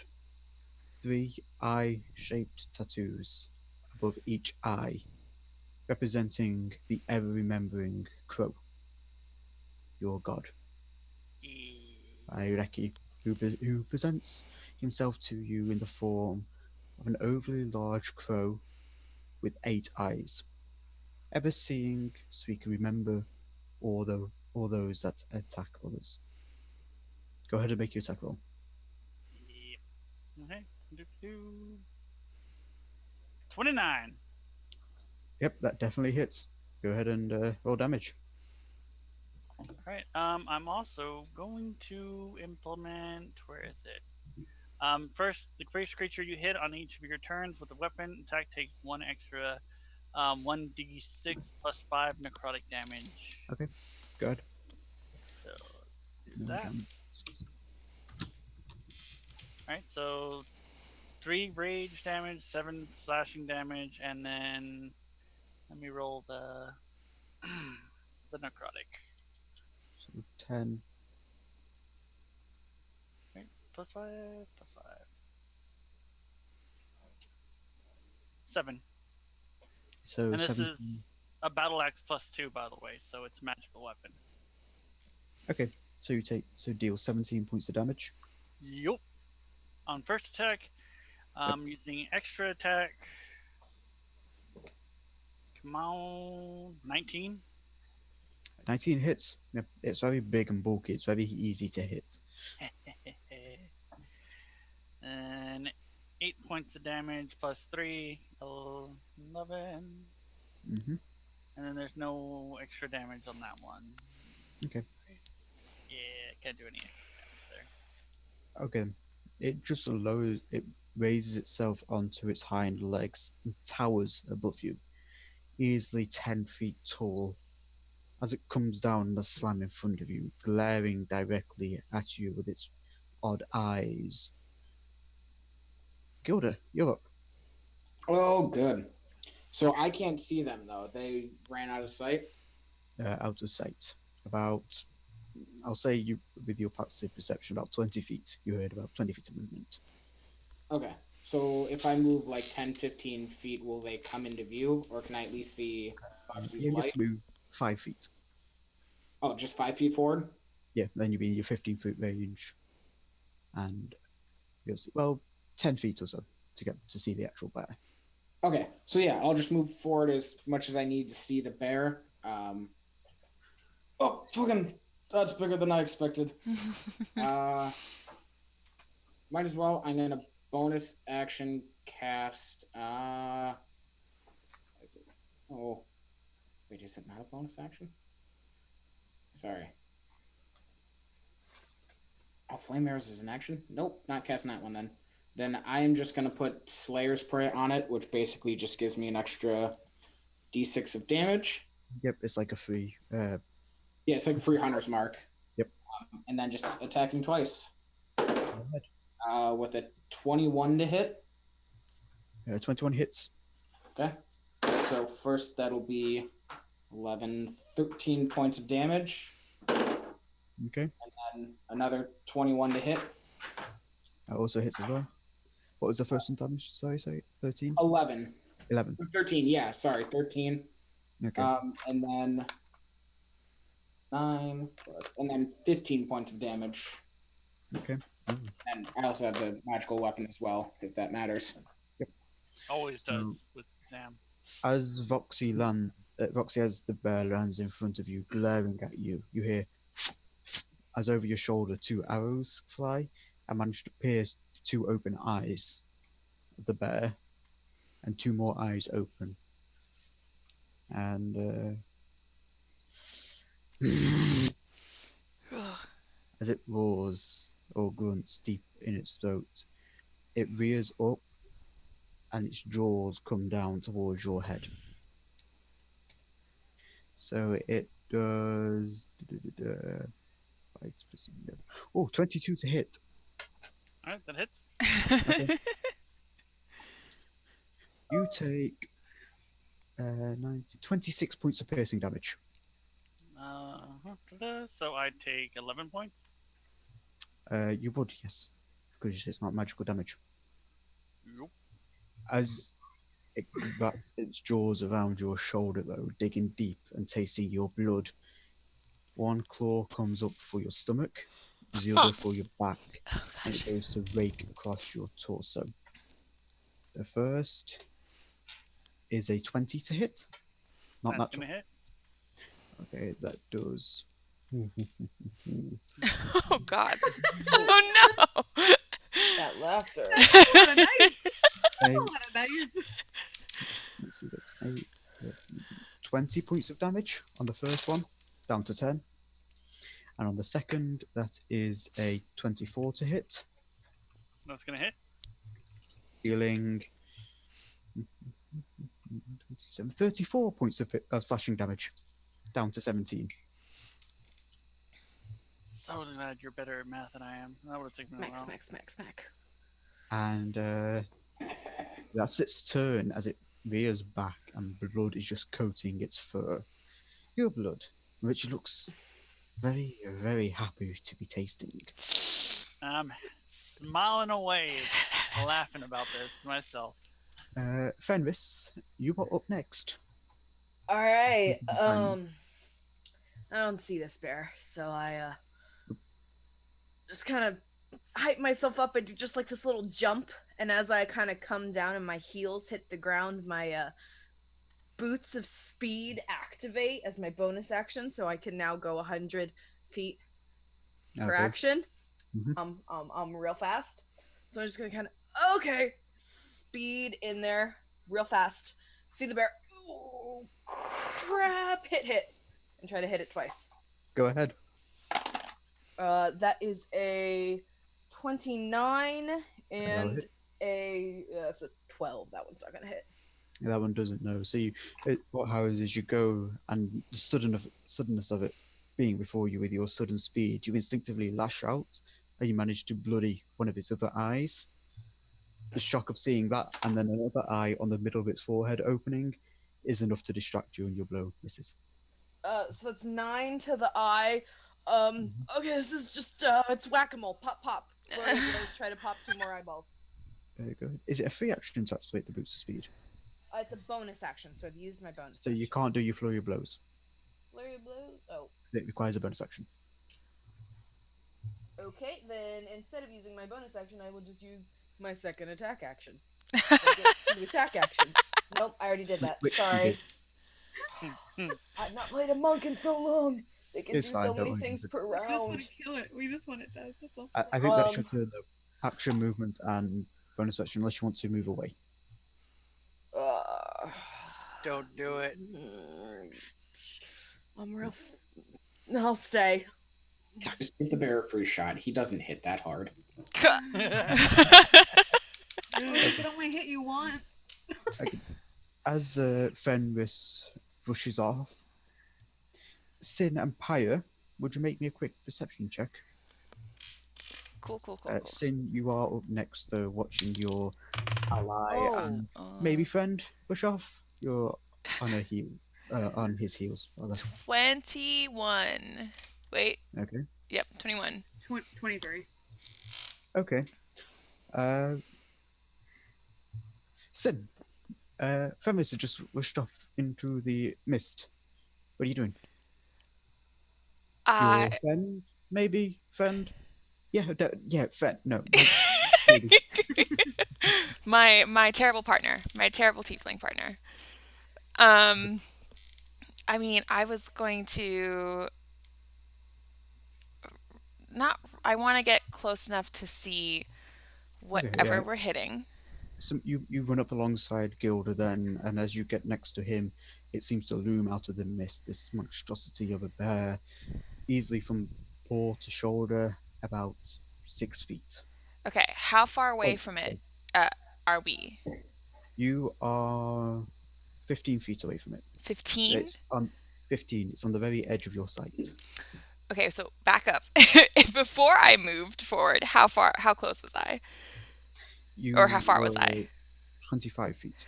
Okay, before I back up, I'm going to give Umbra the command Veneri, which is her hunt command, and Mhm. she's going to pounce at the beast. So, And I if believe advantage because there's an ally within 5 feet.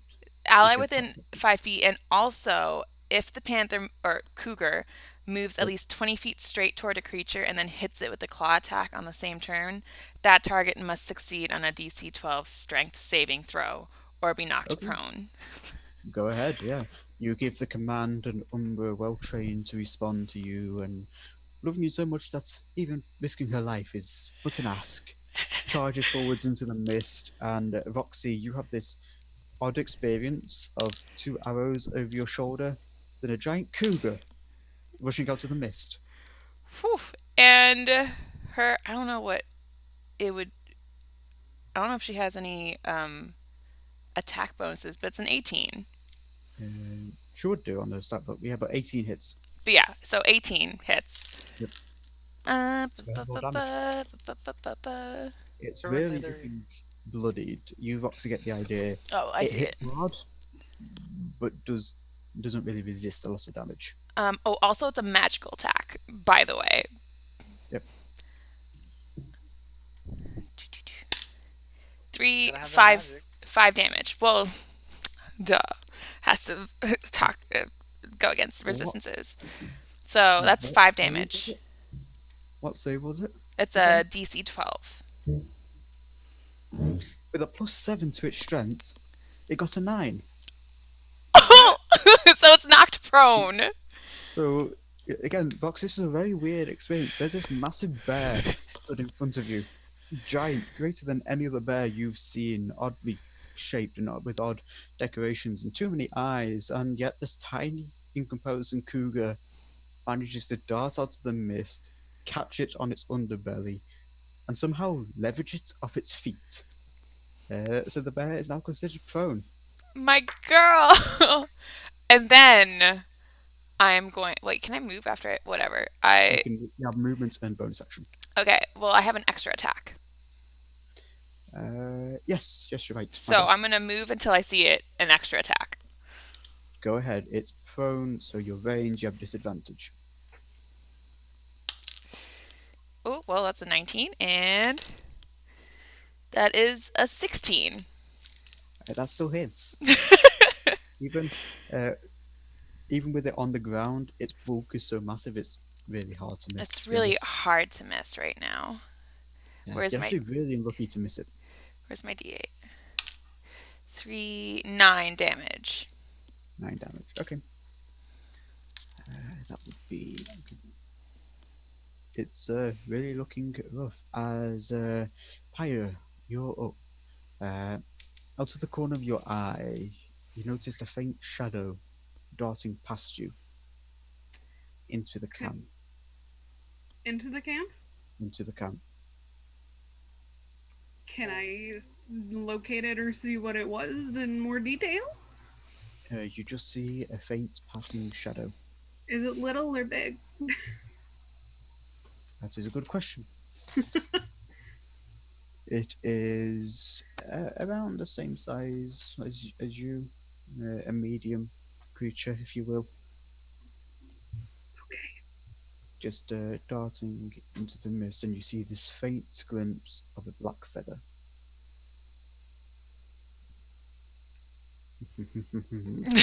Oh, no. No, no, no. Of course Sorry, it is. It's fine. It's Birdemic, I told you. It's Birdemic. Shock and terror. It's More Bird like- Beardemic. Nope, it's fine. Everything's fine.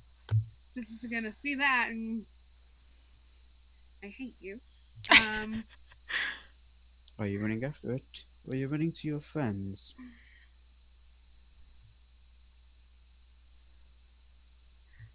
I'll take Choice- one. I'll choices. take one. How far? Okay, so it's like, Okay. like how far from my friends would that have been? It seemed to skirt them, and indeed you didn't actually see it until it was 15 feet away, and it was just on your right.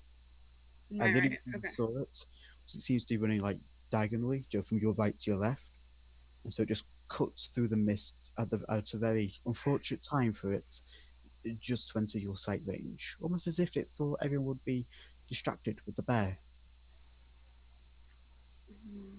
Motherfucker, if that's what I think it is, I'm gonna be annoyed, and if it's not what I think it is, I'm gonna be fucking annoyed.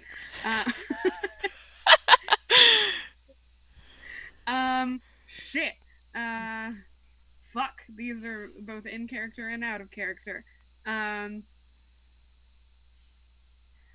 take one step into the mist. In which direction? Can I split the difference?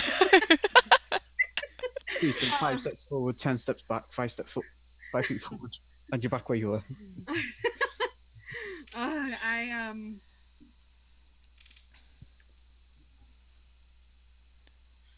If you want, I will be kind. What's your passive perception again? 15. 15. Okay, you see a faint glint of a curved blade with the creature. I'll be kind to give you that. That does not sound like her. Can I, just from hearing, can I tell if it sounds like our friends or my friends are fine, like handling it, or can I not tell at all? I'll say with it being so close, there's no need for a perception check, and I doubt anyone's trying to be quiet. You can hear this, and you can hear the roars of the bear in pain. I think the only shouts of pain you would have heard from your friends would be Voxy. Foxy's last. That's normal. game, That's so- normal. Okay, Voxy's laughing, rather. That's normal. Okay. Just hear, fuck, this thing has so many eyes! And that as well. Okay. Thank you. I'll take a step into the mist towards the thing. Towards the camp. Yeah. Okay, 5 feet forward, nothing.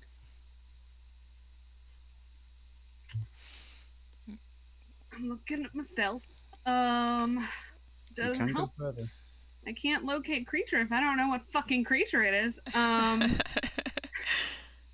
Do you wish to go any further? Just go. Just go for it. I don't like the whispering. Freak out a Just little bit. do it. He's just throwing a friend dagger. It's no worry. I'm gonna cast Shield of Faith on myself. Okay, So that's that's plus a bonus 2 action, I believe. oh, is it? Hmm? Goody. Yep, sure is. And I'll take another step. Okay, Do I 10 see feet. anything? there's nothing. It's still missed. 10 feet. I'm Can taking I liberty still- to say this is within your 6 seconds. So Yeah. 8,000 years. Can I still hear them, or is it like dead quiet? at this point, it's silent. Great. They're 30 feet away. Most of them are 30 feet away. It's largely silent. Okay. Only you can hear the crackling of fire in front of you.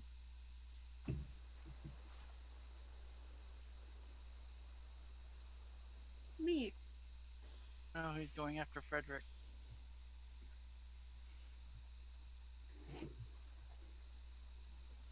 Do you wish to charge after it? Get him. Do it. That's a great question, isn't it? Oh, hello. Hi. How are you? That's an action. I don't want to waste my action yet. Hi. Grave cleric, grave cleric, grave cleric. What can I'm you do considering for this me? kind of during that moment where your surge of adrenaline, world is slowing down. In the movies, it's Mhm. slow motion all around you. You see the mist starts to slow. You can see behind you. faint flashes of arrows go into the mist and nothing. It's just this heartbeat in your ears as time Mhm. slows. And you're at a crossroads.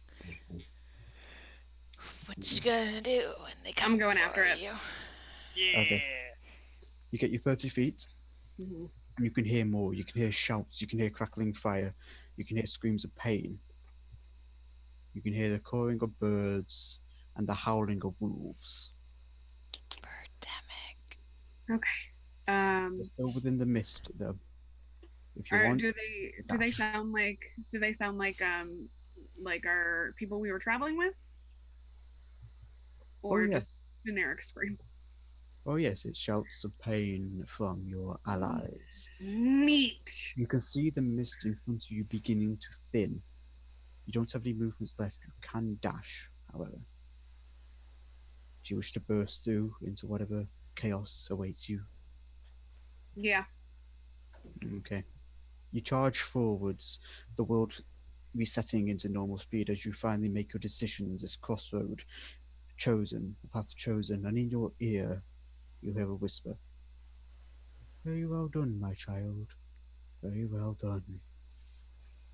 As you charge out of the mist, it's like a solid wall of mist. You just pass through it, and you're suddenly in a completely empty of mist space. You can see a large circle surrounding most of the camp, where the mist is just stopped and the wind is dead. And you can see camps, tents on fire, burning. You can see large walls with bone plates covering them, and odd glowing sigils along their forms, jumping onto the bodies of your allies and tearing out throats even as your allies' blades flash through the air, reflecting the flame, piercing into their flesh and shedding the creature's blood. Above your head, you can see flocks of crows circling and diving and clawing at faces and eyes, and every now and then an arrow pierces through the air and catches one in the breast and it topples to the ground, and you can see again the bone plate and the odd glowing sigils. And circling above, you see 10 owls. What languages do you speak?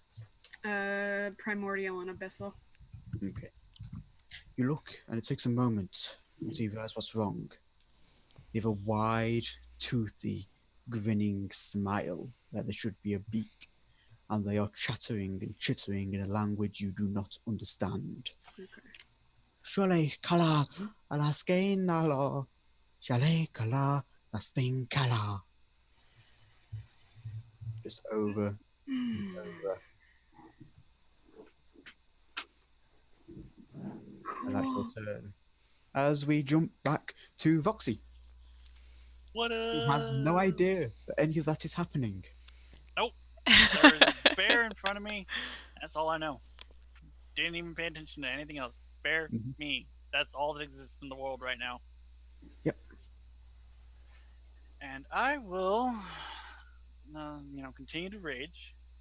Mhm. Yay, rage. You were attacked, so your rage is up. I'm going to also use reckless attack Okay, go ahead. to get advantage on my attacks. 28, 28 does hit. 13 damage, and then Okay. necrotic part gets added. 6 plus 5, which does 8. Okay, And attack again, which is 27. that does hit as well. You're hit running very well. 10. It looks like it's on its last legs. It's stumbling and collapsing at times, and it's forcing itself to stand, and most of its eyes are now blooded and swollen shut as you're just swinging into it, cleaving flesh and blood onto the ground and matted tangles of fur. It's really looking rough. Gilda, you're up next. I'm gonna try and put it out of its misery. Go ahead. It is prone, so you have disadvantage. Okay. Which, by the way, Roxy, you didn't need your reckless. Yeah. Yeah, I just like using it. That's fair. All right. That's fair. So Builder, it's really looking on its last legs. Yeah.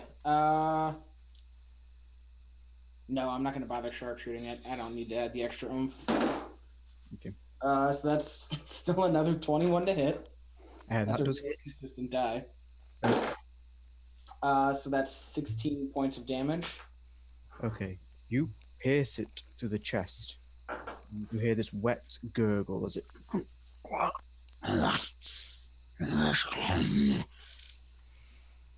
As it seems to form, the sigils along its body flare. You watch flesh mapped together, Question: drying and eyes healing, yes? was that abyssal? Nope. No. Okay. As it Make pushes sure. itself to its feet, it heals. Where are my dice?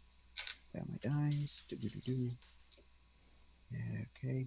Yep. Wait, was the bear actually like speaking or just gurgling?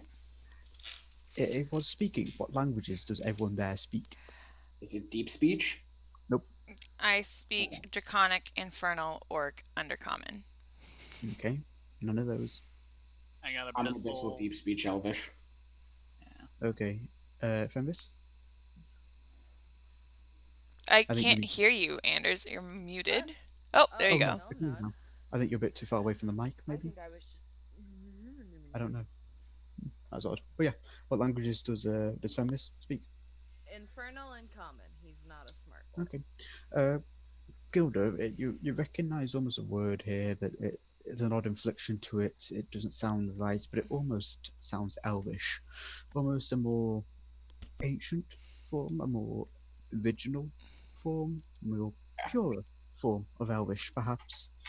If you want, you can make me an intelligence roll, just straight intelligence. Yeah. 'Cause, yeah, over the table, I know what that is. 17. Okay, yeah, that's Sylvan.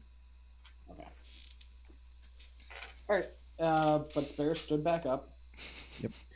Still your turn, so you can make another attack if you want. Yeah. So now I'm gonna throw on the sharpshooter. And Go we'll ahead. see if that helps. It's advantage still because it is prone technically. Oh, it's disadvantage. Okay. So 15. 15 just hits. Perfect. So go ahead, do your damage. Okay. Would Slayer Spray have gone off because it went down, or is it? It didn't technically go unconscious, Okay. so it's still active. So that's a total of 12, 15, 25. You manage to catch it in its throat as it's speaking. And it gurgles on its blood, but it still stands. It's on its last legs, but it still stands. And it goes for you, Roxy, with its jaws in a desperate attempt to kill at least one of you. With advantage because you recklessly attacked it. Yeah.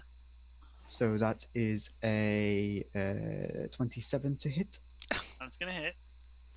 It has a plus 11 to its attack roll, if you're curious. You take 17 points of piercing damage. And down to 8. No, yeah, down to 8. And as it pulls back, your blood and its blood dripping from its maw, it lashes out with its claws again. Still with advantage because reckless. Another 27 to hit. Yeah. Dealing a further Ouchies, ouchies.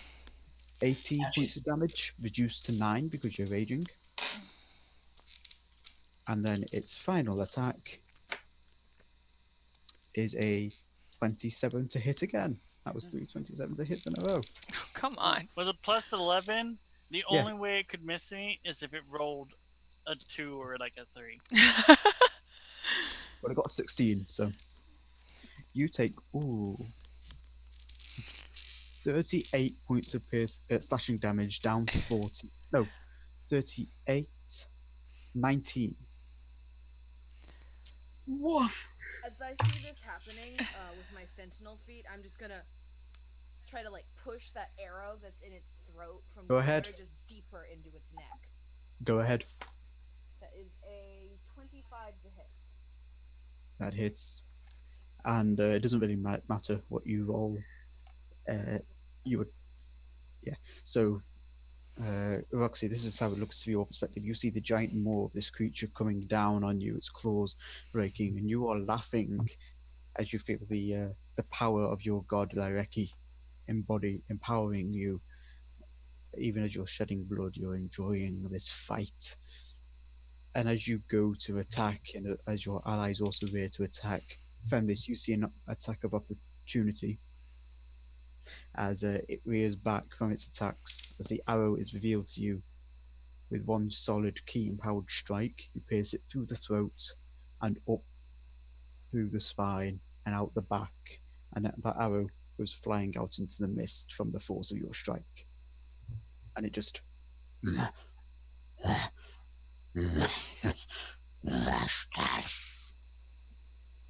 and drops to the ground. Dead. So, Is it dead? Femis, you're actually up next. As we're still in combat because of Pyre. Where's Pyre? Just sort of with like my 100 feet. You have 100 feet of speed, so movement. you very Run back quickly to where catch Pyre up. was, and Pyre's not You- here. You could catch up to Pyre if you wanted, although you don't know where she went. I don't know where she went.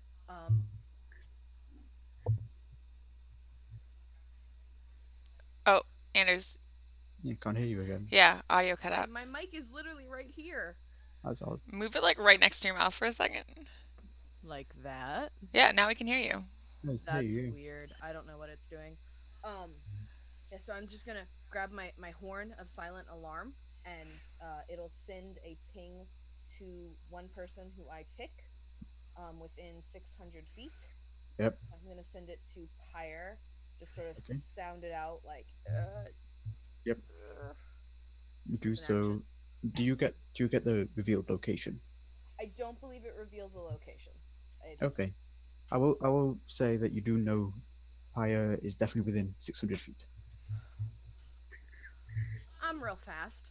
Like, I'm really, really fast. Can I just, like, run a lap and try to find her? I will say because you have something like with 100 feet, 75 feet of speed left. I'll say roll me a percentile dice Okay, okay. just to see how lucky you can be rather. And I'll say 75 or lower. You encounter, Okay. and that's how much speed a movement you use to find Pyre. Okay. Okay, that's a 68. Okay, so you come across Pyre, and you have that's 7 feet of movement left, essentially. And Down to everything's on fire. You see the scene of devastation, your allies being torn apart by these creatures, even if they try and rally themselves. Some are dressed in armor, obviously being on watch. Some are just covered in underclothes, having been asleep. Some in tunics. Some hastily grabbing weapons that you've never seen them practice with before, but just grabbing anything they can and beginning to fight back. Some grabbing torches and swinging them at the wolves, or at the crows above them. And you hear that chittering screech. That sounds very familiar to what the bear was just saying, only slightly coarser. There's birds up above. Yep, crows and owls alike. Shit, this is really dumb. I'm gonna use the rest of my movement to start to try to fly towards the birds. Just my tiefling Okay. infernal wings just, and I'm just gonna try to lift up. And I don't get a bonus for flight Okay. because it's boots, so I probably only get like 10 feet. Yeah, you have like 5 feet of movement left. Yeah. So I'll say that can carry through. I'll say you use like your boot speed and then your speed just to be kind, not to be cruel, because I'm never cruel. Nope, I'm a kind DM. But yeah, so for you, Pyre, it's a very unusual scene. You're greeted with this scene of chaos, and suddenly bursting out of the mist by you is Fenris, and he looks down for a moment, looks worried, and then these like bats-like wings burst from his back, and he's suddenly 5 feet above you and heading towards the owls and the crows in the sky. And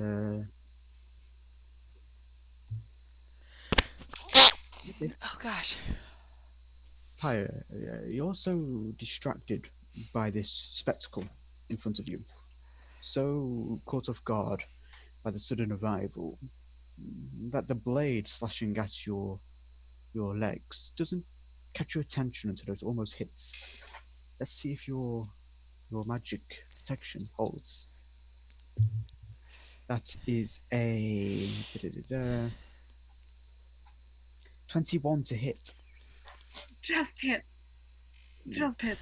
You take 10 points of slashing damage as this Okey-doke. curved scimitar cuts through the back of your thigh. As you look to the side, you see, clad in a cloak, what looks like a humanoid raven leering at you. Black feathers coating its green cloak over top of leather armor. It holds a buckler in one hand and a curved scimitar in the other. Gracias!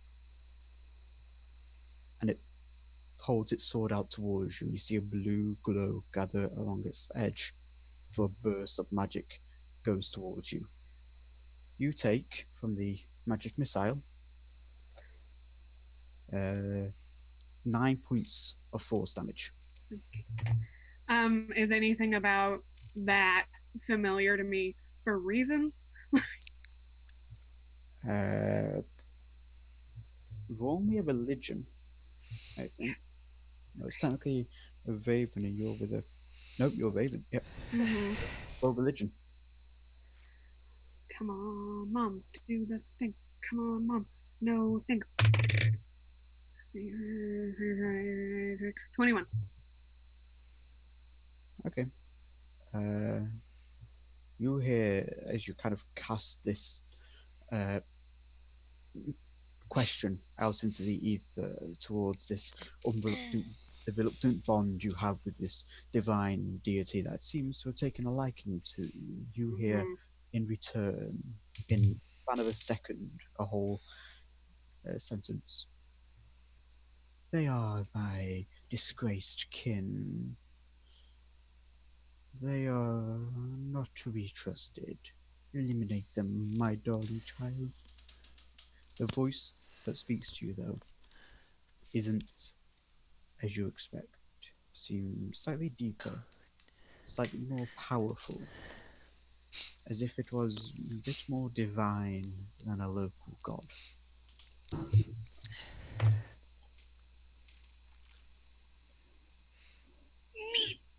Sin, it's your turn.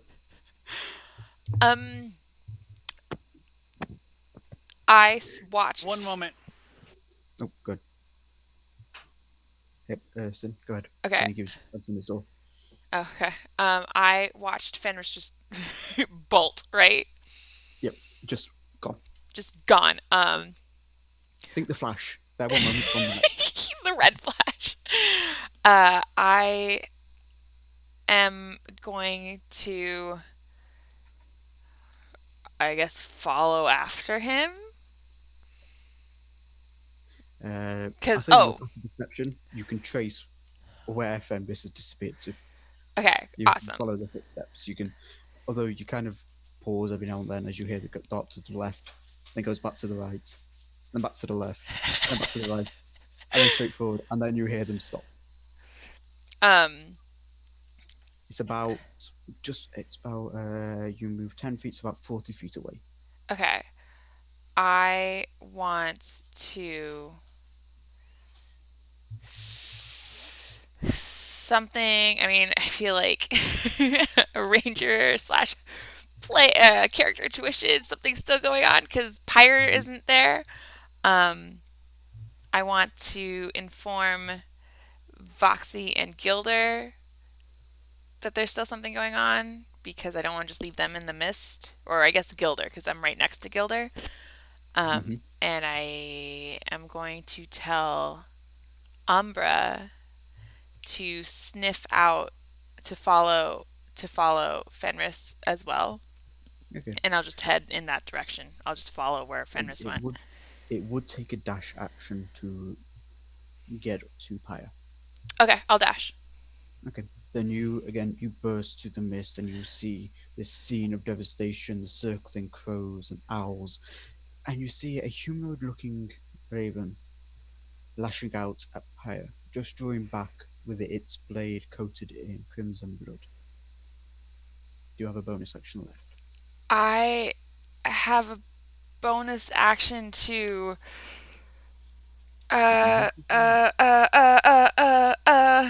hang on. I have a bonus action. I don't think it'll be an attack though. It's not an attack, it's just lightning arrow. So the next time I make a ranged weapon attack. Okay. But I have an extra action, does that count? Or extra attack? No, because it would be. I know. Sorry. Oh well. Oh, no, never mind. Nope. Disregard what I was about to say. I watch in horror Okay. and yell out, Pyra! In that case, Pyre, you're reeling from this blade being drawn from your flesh, piercing through your magical protection that you reluctantly called upon from your deity. Of this bolts of magic piercing and slamming against you, and you feel your ribs straining against the force, and the sudden appearance of Fenris, and then Sin shouting at you as she and Umbra emerge. What do you do? How close together are the birds flying? Like, Flying? yeah, like It's a bit of a swarm. okay. So they have an AC. If you attack, you can kill multiple of them. It's collective HP basically. So they're close enough. The crows, that is. The raven, the owls are spaced out. In like 20 feet? Or like 10 feet? A bit more than that, I'm afraid. They're kind of like Okay. dancing across the sky. So times are like 5 feet.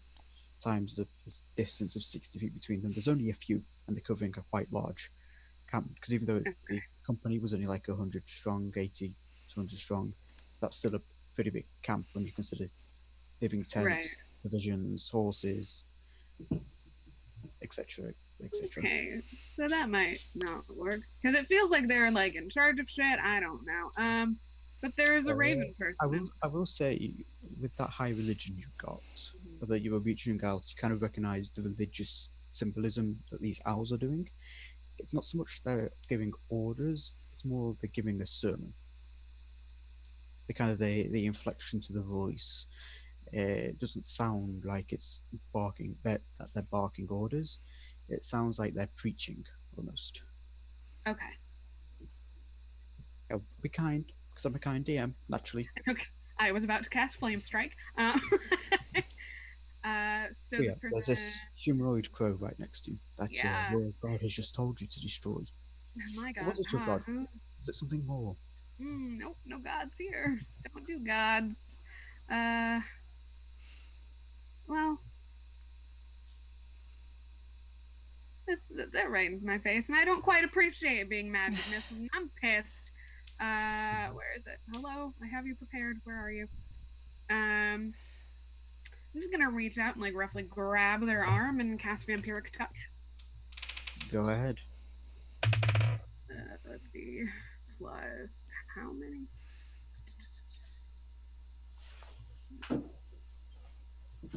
Let's see. 22 to hit.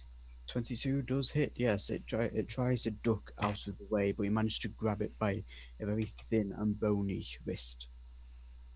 Thin and bony wrist. Good to know. Good to know. Very bird-like, if you will. Very brittle Mm, thin bones.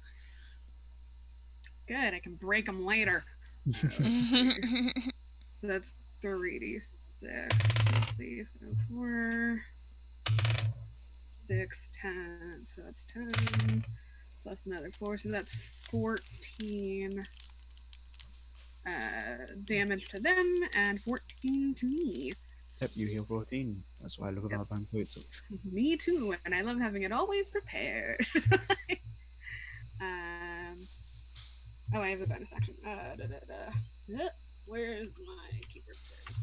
And then as a bonus action, are there any other enemies like There were within? a score of enemies if you want. They're these bone-plated and arcane sigil-covered wolves, as well as the crows above you. Okay. Do I want to do anything to them yet? Da-da-da-da-da.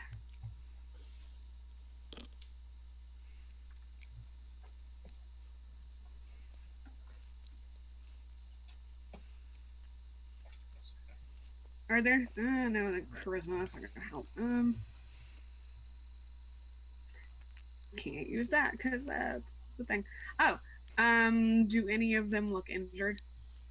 They all do, yes. It's They kind all it's do. massive melee going in front of you.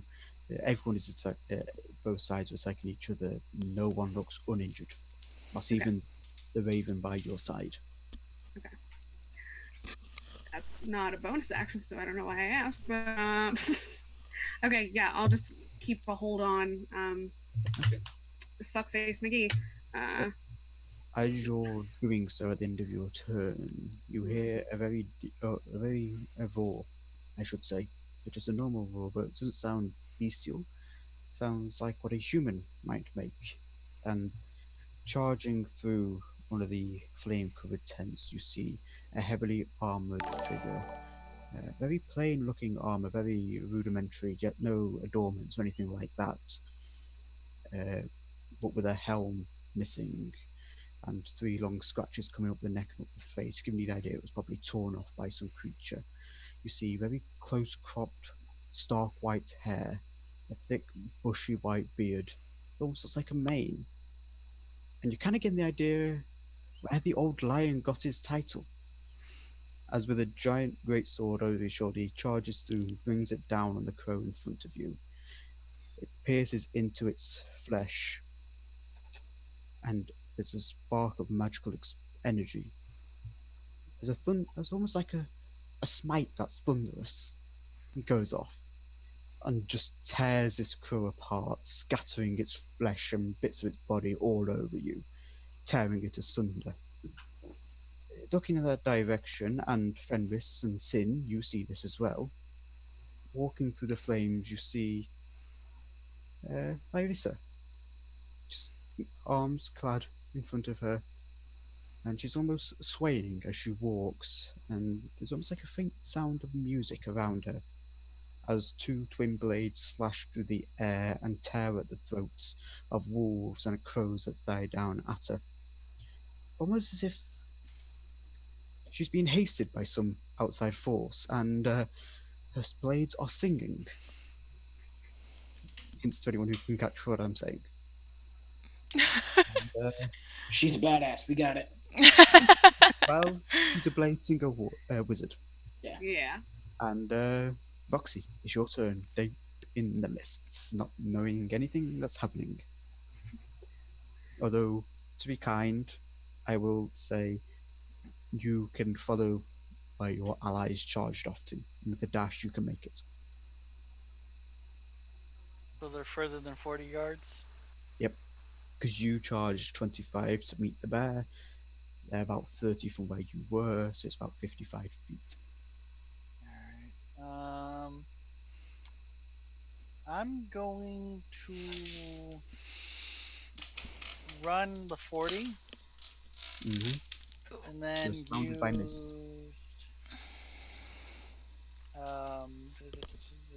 My innate ability to heal myself Okay. for 10 points. Okay. As you stop there, you can hear the sounds of this melee, and you can hear a very deep voice booming as Pyro, you're addressed by the old lion. Oh, this is so much fun, isn't it, my friend? Fight on! Reminds me of the old battles. And is that the end of your turn, Foxy? Obviously, keeping rage active. Okay. You've not been attacked, and you've not attacked them. Oh, that's right. Unless you want to punch yourself in the face, which I will allow. Can I bite my tongue instead, or like my Sure. lip or something? Or You take 1 point of damage, which isn't Yay. halved because it's self-inflicted, and it can't go below 1 anyway. But I will be kind and say you can keep your rage. As Gilda, it's your turn. Again, Alright. beyond your 30 feet, about from you 40 feet. Okay, so yeah, so if I move the full 30, I still can't see any of the melee that's happening. You can hear, but you can't see. The mists are surrounding you still. Although you would notice the mists aren't 50 feet away, it's about 10 feet. Okay. So yeah, I'll just the dash action to catch up to everybody. Okay. I'm getting too old for this. You pierce through, and you see an even older figure to your right. The old lion, laughing in joy as behind him you watch his right hand, Lyrissa, the gentle blade, and you get the idea why she's called that now, as her blade seems to strike with surgical precision. Alright, I'm gonna show off. Pull him over on the old man. That's fine. Yeah, that's just, I have no good bonus action, so bonus action, stretch out them knees. You could slay his prey, monsters, but whatever it is, one of the wolves or the crows, they're all around you. I'm sorry, I missed the first half of it. What could I do? The ability that a monster slayer has to tag the creature with the three hunters mark, essentially. I could put Slayer's Prey on something, but I'm just gonna save that for like what I know to attack. Okay, fair enough. At the end of your turn, then Fenris, you are 5 feet off the ground, flying. You hear the old lion, the leader of this company, here in his advanced age, charging forward. Those owls you're charging are still there. Right. It seems like there's a lot of people on the ground. There's not a lot of people in the air. The birds are in the air. Mhm. Birds have kind of been like the thing. Can I get to the birds with my 50 feet of flight? You can get to the crows. You can get to the owls. All right, Wait. so I'm gonna. Oh, sorry, I forgot to mention, Gilda, as you actually heard, you can understand these owls. They're not speaking Sylvan, they're speaking Elvish. And Okay. what they are saying is the totems have fallen, or worship the warden. That's not spooky. Fenris, what did you do? I didn't do anything. I haven't done anything yet. But yeah, who do you wish yeah. to target? You can target any of them. The crows Right, or okay. the owls. Okay, I'm just gonna pull my quarterstaff out as I'm like flying up towards them and just sort of whack, try to smack as many birds as I can, just sort of into the flock. Okay, there's the flock of the crows, I assume you're going for. Yeah, let's hit some crows. Go ahead then. I mean, crows are actually really great. I love crows. I know. Okay, that is a 24 to hit and a 25 to hit. That easily hits. All right. They're so thickly swarming, it's nearly impossible to miss them. Okay, cool. That is 11 and 9. 11 and 9. Okay. There's still a bunch of birds? Yep. You've carved the flock by half, basically. Okay. Those that were swarming around you, you felt bones breaking as you swung your staff through them and sent them scattering to the ground. Spend a key point, hit him again, flurry of blows. Go ahead. And I dropped that dice. I'm not going to use that one. I'll also say, roll me a percentile, just to see if an owl happens to fly into your fist. Okay, cool. Percentile dice. That's 27 on the percentile dice. Okay. No owl comes close to you, unfortunately, but there is the flock of crows. Okay. So then I got a 28 to hit and a 11. 11 doesn't hit, unfortunately. At this point, the flock is so little, it's a bit harder to try and hit them purposely. You're Okay. not swinging wildly anymore. That's 10 more points of damage. Okay. And do I have any movement left? I'll say yes. You do have movements. By the way, you've halved the half, so it's a Oh, quarter okay. of what it was. Okay, Literally. Cool. Just gonna try to move myself out of the cluster to like re-get my bearings and not be swarmed. Okay. And because of my drunken tipsiness, I get a disengage for using flurry of blows because I'm Very nice. loosey goosey. Yep. Sploosey goosey. I've played that recently. I love that. So Yeah. that's that. So What if somebody stumble in the air? next up, okay. So, Pyre, you watch as another of those raven-like creatures come charging out, its body almost jittering, hasted itself, charging towards you, the target its ally was going for, and it lashes out with its sword. Many, many times, its blade cutting through the air with a song. Great. I love blade singing. 18 to hit, That just hits. even with Shield of Faith. The Shield of Faith dropped when I did Vampiric Touch. Because they're both Oh yes, concentration. concentration. Yes. Yeah. So it's an 18 and a 17 to hit on the first two attacks. First one hits. Okay. That one will miss as well, and that one will hit with a 19. So Yep. two of them hits. You manage to somehow dodge out of the way of the two of the strikes. Let's see. So you take 14 points of slashing damage. Okay. And again, the beads of magic form along the blade and dart out towards you. Mm-hmm. As you take, not a lot actually, 9 points of force damage. Neat. However, before it can withdraw, your silent sentinel, silent, of the old lion strikes at you, and strikes at the creature in front of you, and you notice that creature was already wounded itself, and it too is just torn apart by the old lion, just cleaved straight down the middle. I'm rolling really well for him. You are. I am actually rolling damage. I have like set hit points for the different ones you encounter. He's rolling really well. Keep doing that. Okay. Fenris, the crows around you, noticing the threat that you are, start diving towards you. Come at me, fucking birds. That is a 22 to hit. Yeah, it does. You take. That's terrible. You take 14 points of piercing damage. 14? 14, and I need you to Okay. make a Constitution saving throw. I heard that is 40 first. I and- heard- Yeah. I was like, I rolled 5d6. I got a 6, and then 4 ones. Oh, thank Constitution. goodness. Okay, I'm okay at that. Would have been 40. Constitution saving throw is a 16 plus 3, 19. Okay. You managed to avoid being blinded. Sorry, I lost the word for a moment. But I just keep in the air and managed to Feathers. maintain your flight.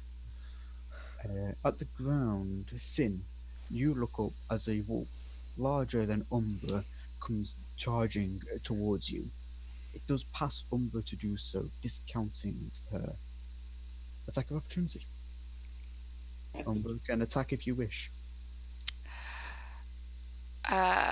Yes. I'm going to. Wait, it's charging me? It's charging at you, yes. Bypassing Umbra to do so, meaning Umbra can get an attack of opportunity. Oh, Umbra's getting an attack of opportunity. For sure. Go ahead. For sure.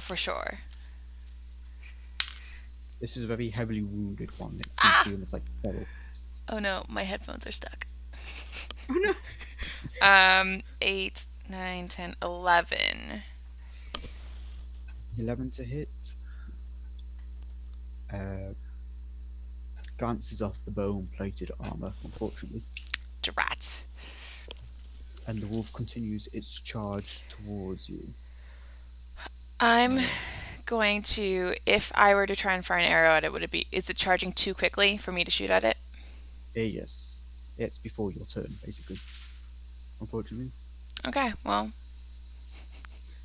Uh, sucks to be me. does a 23 hit? Yep. Okay, you take. Oh, that's good actually. 19 points of piercing damage, and I need you to make me a strength saving throw. I also want to do Hellish Rebuke, but okay. Oh, yeah, go ahead. So I got attacked. I point at the wolf, and the wolf needs to make a dexterity saving throw. That's a natural 1. So, roll your damage. Oh my god. And I'll say with that natural 1, you don't need to make the strength saving throw. You kind of trigger the hellish rebuke before it can really land its weight upon you. Excellent, excellent. It's 5, 6. Burn, baby. Burn, baby. Yeah, 6. 6 plus. Hang on. It's 3d6, correct? It is, no, it's, oh wait. D8. It's 2d8. 2d8. D10s. 2d10s. Oh, my bad. It's 6, 7, 8, 11. This wolf already been injured from the massive melee that's been going on. You manage to throw out this infernal energy burning within your chest. Instead of being shoved prone, you only staggered back 5 feet, as with unnatural, an unnatural surge of energy, this wolf is consumed and in a second burnt away into cinders. It had 10 hit points. I'm so tempted to say Dracarys. Burn, baby! You are actually up next. Hooray. Quick scan. What do I see? Birds. I'll say in this massive melee, it's been going on for a little while. You get the idea. It's beginning to die down. There's still a few swarm of crows in the air. The owls are still there, still talking. You don't really get the sermon idea nor what they're saying. And there are a few wolves still running around picking off scragglers that your allies had already wounded. You can pick to target the wolves, the crows, or the owls. I don't see those ravens anymore. Okay. I am going to tell Umbra to hang on. I just made a bunch of command words for Umbra. Venari, hunt. So I want Umbra. I'm going to use one of my attacks to send Umbra to attack a wolf. Pounce. Go ahead and attack. Roll to attack. My goodness, Umbra. 18. That hits. just 18 plus whatever. Anders, why can't Umbra be this good before? It will make it save not to go prone if Umbra doesn't manage to kill it. It's going to take a D. I'm going to say bite. She's going to bite. 8 damage. I've got to assign higher arbitrary hit points because Umbra latches herself around this wolf, having to leap to actually reach its throat, and uses the momentum of her jump to swing and just tears the throat of the wolf out, and it just collapses to the ground, gurgling as the last of its air escapes from it, as Umbra gets another kill. My girl. Her first kill, what proves herself why she's the MVP. And then I'm going to use my second attack to shoot an owl, so I feel like I'm doing something too. Go ahead. 9. Tend to contribute while Umbra does all the heavy lifting. So that's a 29. That hits easily. In fact, you manage to catch this owl as it's opening its mouth to speak again and drive the arrow straight through its mouth. That is 8 damage. Okay, you pierce through the back of its neck, but it still continues to fly, although a lot more staggered, barely clinging to life. And you hear, Rashkol Alaske! Rashkol Alaske! Gilda, you recognize that as it's in Elvish as fall back the Warden watches. And Pyre, you would recognize this is no longer preaching tone of voice or inflection. With Sin, it's actually now Pyre. Are there any more of those humanoid ravens around Not that I much. can see? No. If there are any, they're hiding from your sight. Neat. I love it when they do that. So what's the biggest, most injured creature that I can see? That'll be one of the wolves, One of which the wolves. you notice is beginning to turn to charge into the mist. Okay. That baby needs to make a wisdom saving throw as I cast Toll the Dead. That's a 12. That does not hit. The DC is 17. Let's see. So 2d12. That's a 12. Okay. And that's a 6. So 8 18. damage. 12 and 6 for 18. Yes. Those are, numbers. So those near Pyro, watch her. She does something unusual from what you're aware. She grabs this medallion around her neck, which you've noticed before but haven't really paid attention to, and nothing seems to happen. Pyro, you're the only one who notices this, though, as this sound that is inaudible to all but you and your target rings out, this cawing of a crow, vicious and justified in its anger. It seems like ready to draw blood, sounds out and seems to swarm around the head of this wolf. When you watch as its jaw just drops, its tongue lolling out as it staggers and then just drops to the ground, completely dead, torn apart from whatever psychic energy you just inflicted upon it. And at the end of your turn, Pyre, you watch as the old lion just mightily done, my friend. Back into the fight, no? And just charges off, shoulder down, and you watch as he catches one wolf with his shoulder in the chest, lifts it up into the air, only for Larissa to come along and just cleanly dice it across the throat, the chest, and across the legs, and it just drops to the ground in 3 pieces. Blade song still singing. That's so cool. And wary of the time, I'm going to say, the fight begins to die down. You all get your attacks off. You get a few more kills. Umbra becomes the MVP again. Yes. Umbra with the carry.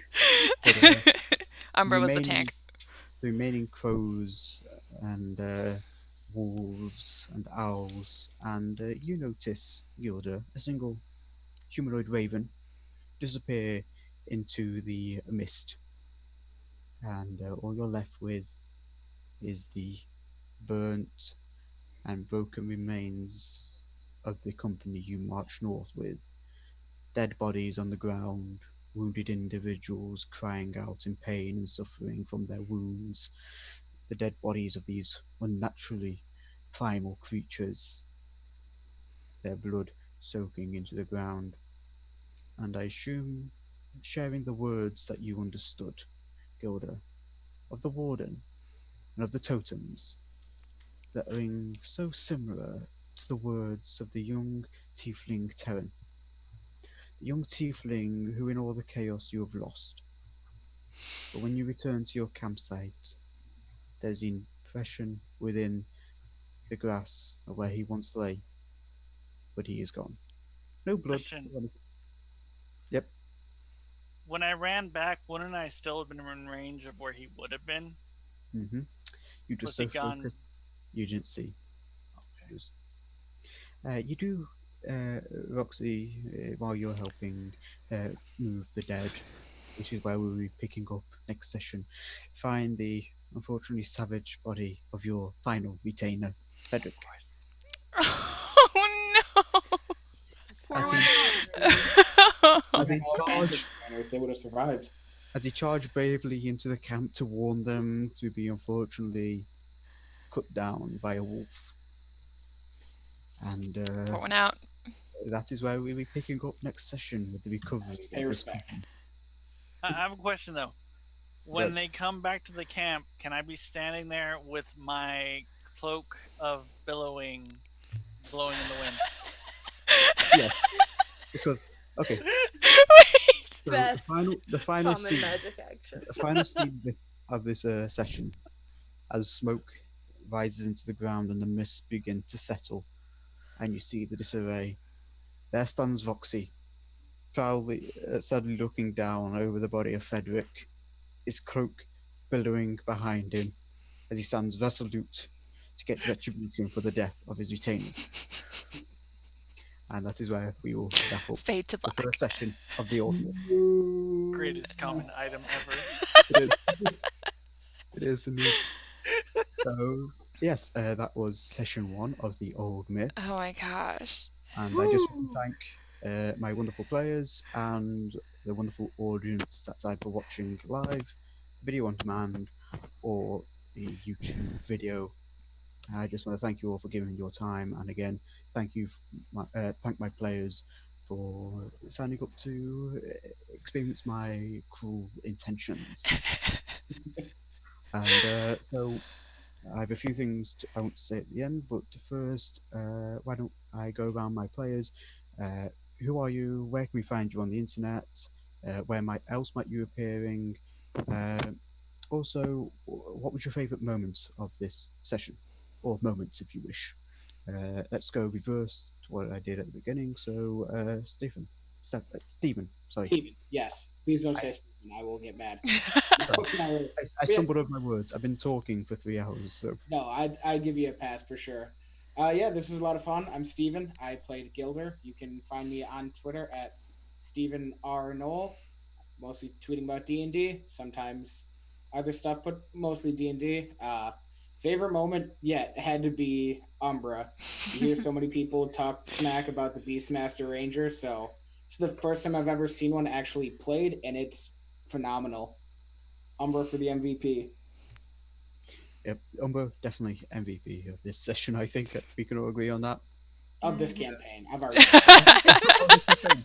That cat will carry us all. Unofficial That's true. mascot. In that case, I officially apologise for what will come. to I Umber. know! And, okay, so Shiko, you're next. Where can we find you, etc., etc. You can find me at Shikio1990 on Twitter, even though I don't actually tweet anything but like retweets of random stuff. 'Cause I'm the I same. don't- Don't worry about it. I don't actually post anything there. I only have it because, well, people need a place to reach me. I had a blast. Sorry for running out for a moment there. Random person outside honking was for me.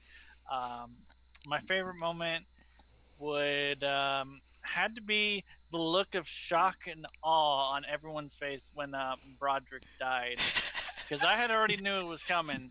So I was like, you know what, I'm gonna send him out to get the javelin. It'll be fine. He Everybody was always sounds- the one with the cunning plan. Yeah, so it was great watching everyone like, oh my god, no! And I'm just like, yeah, I already know what's gonna happen. I already know I'm gonna lose all 3 of these by the end of the session. I'm pretty sure, I don't know if it was you, but someone played with the night background in my other games. And I remember very clearly at the start, just said, yeah, your retainers, they're dead. Yeah, that was me. You killed them right off the bat. So you were expecting it. Yeah, I expect not to have retainers as a knight. Yeah, not a big deal. I'll get new ones. Will you? I will, trust me. They're like Red- red shirts. Exactly, they're like Easily red shirts. expendable. Who knows? If you find Tevin, there's a retainer for you. If you Nope, find you it. can't have him. Oh, okay. So I But assume there's you're still on this tons of occasion. people left over from the crazy stuff. I'll get new ones. Fair enough, and we'll see if that actually happens next session then. In the meantime, why don't we go over to Sam, which actually didn't get confusing this time. It didn't. It didn't. I'm 'cause so surprised. I am too, actually. hey, I'm Sam. I forgot that I was going to introduce myself, and I was like, hey, I'm Pyre. I'm Sam. You can find me on Twitch and on Twitter at Samtastic with 3 M's. I'm a variety streamer, and I like D&D a lot, so I do those things. Favorite moment was actually early on in the session when it was just Pyre and Fenris just passing a flask boat back and forth. Drunk That says a lot. solidarity. That says a lot about what that relationship is going to be. Just silent. For me as a DM, that's always my favorite part of the first session, handing it over to the players and just seeing what immediate player interaction is there. I delighted as much as a viewer seeing you two do that, but also as a DM because now I have plans and a relationship bond to play on. Great. My second sorry. favorite thing, if I can sneak it in, Go is ahead. just you fucking with me forever. I know how this is gonna go now, and can't wait for everyone else to see how that goes. Well, I'll try and keep it a bit kinder, shall we say.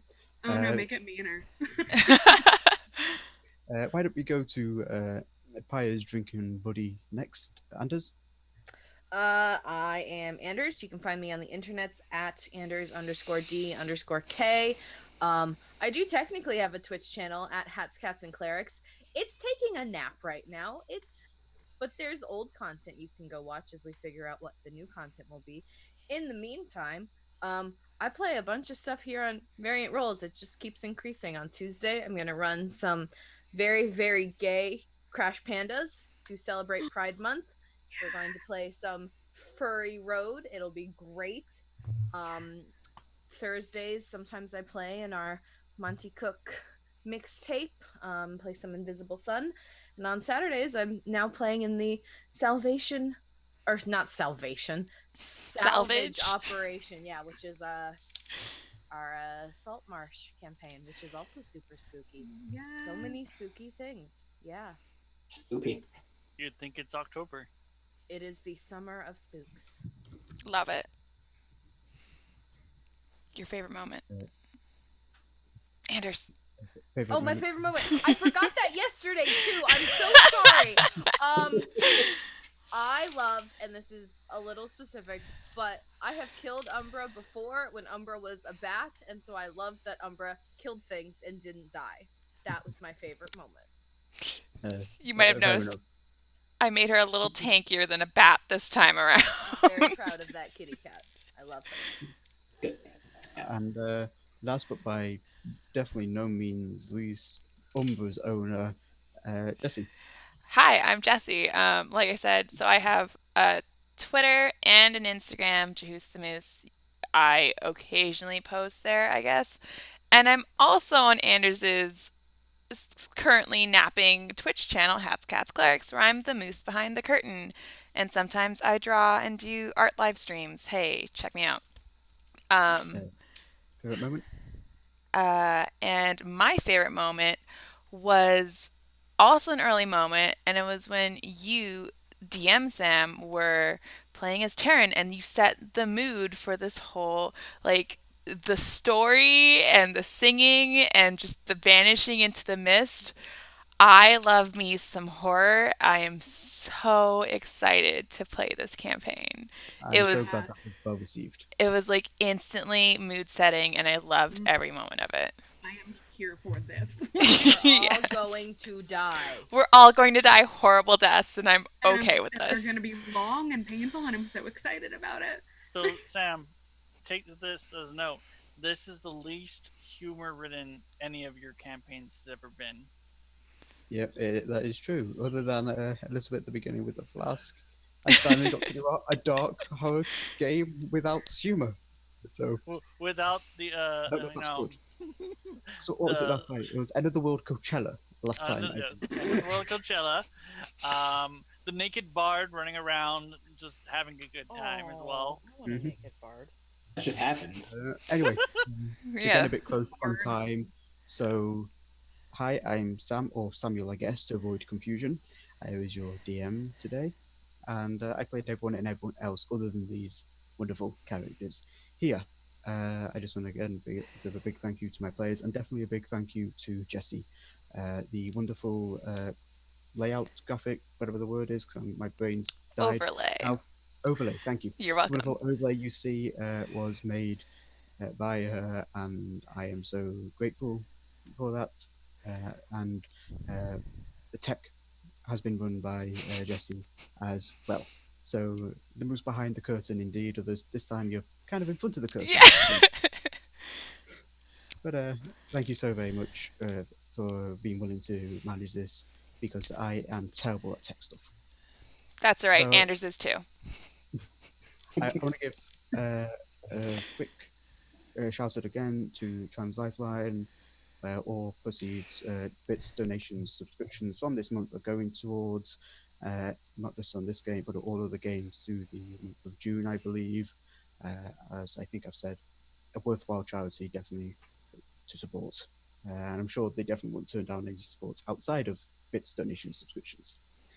And so if I just find my note that I made, because I have a terrible memory, I believe we'll be going to raid Soul Bear RPG after this. So stick around and give them a quick shout when you get over there from us here at Variant Rolls. And thank you all for watching session 1 of the Old Myths. Hopefully there'll be more to come going forward, with more mystery, horror, and hopefully fun times for all to enjoy. So thank you all for watching, and thank you to my wonderful players once more for playing and bringing their brilliant selves and brilliant characters. Thank you. Yes, Thank thank you. you. Yeah. So excited for this. Mm-hmm. I'm glad. Hopefully I can deliver on that excitement. And with that, I think that's a bye from me, and a goodbye from everyone else. Enjoy the rest of your morning, afternoon, evening, night. As time zones are annoying. Whatever time it is. I'm definitely going to go rest. It's 11 p.m. for me. Oh So, no. Good night. so yeah, I'm Sleepy going to go. times. Yep. So goodbye all. Goodbye. Bye. Bye.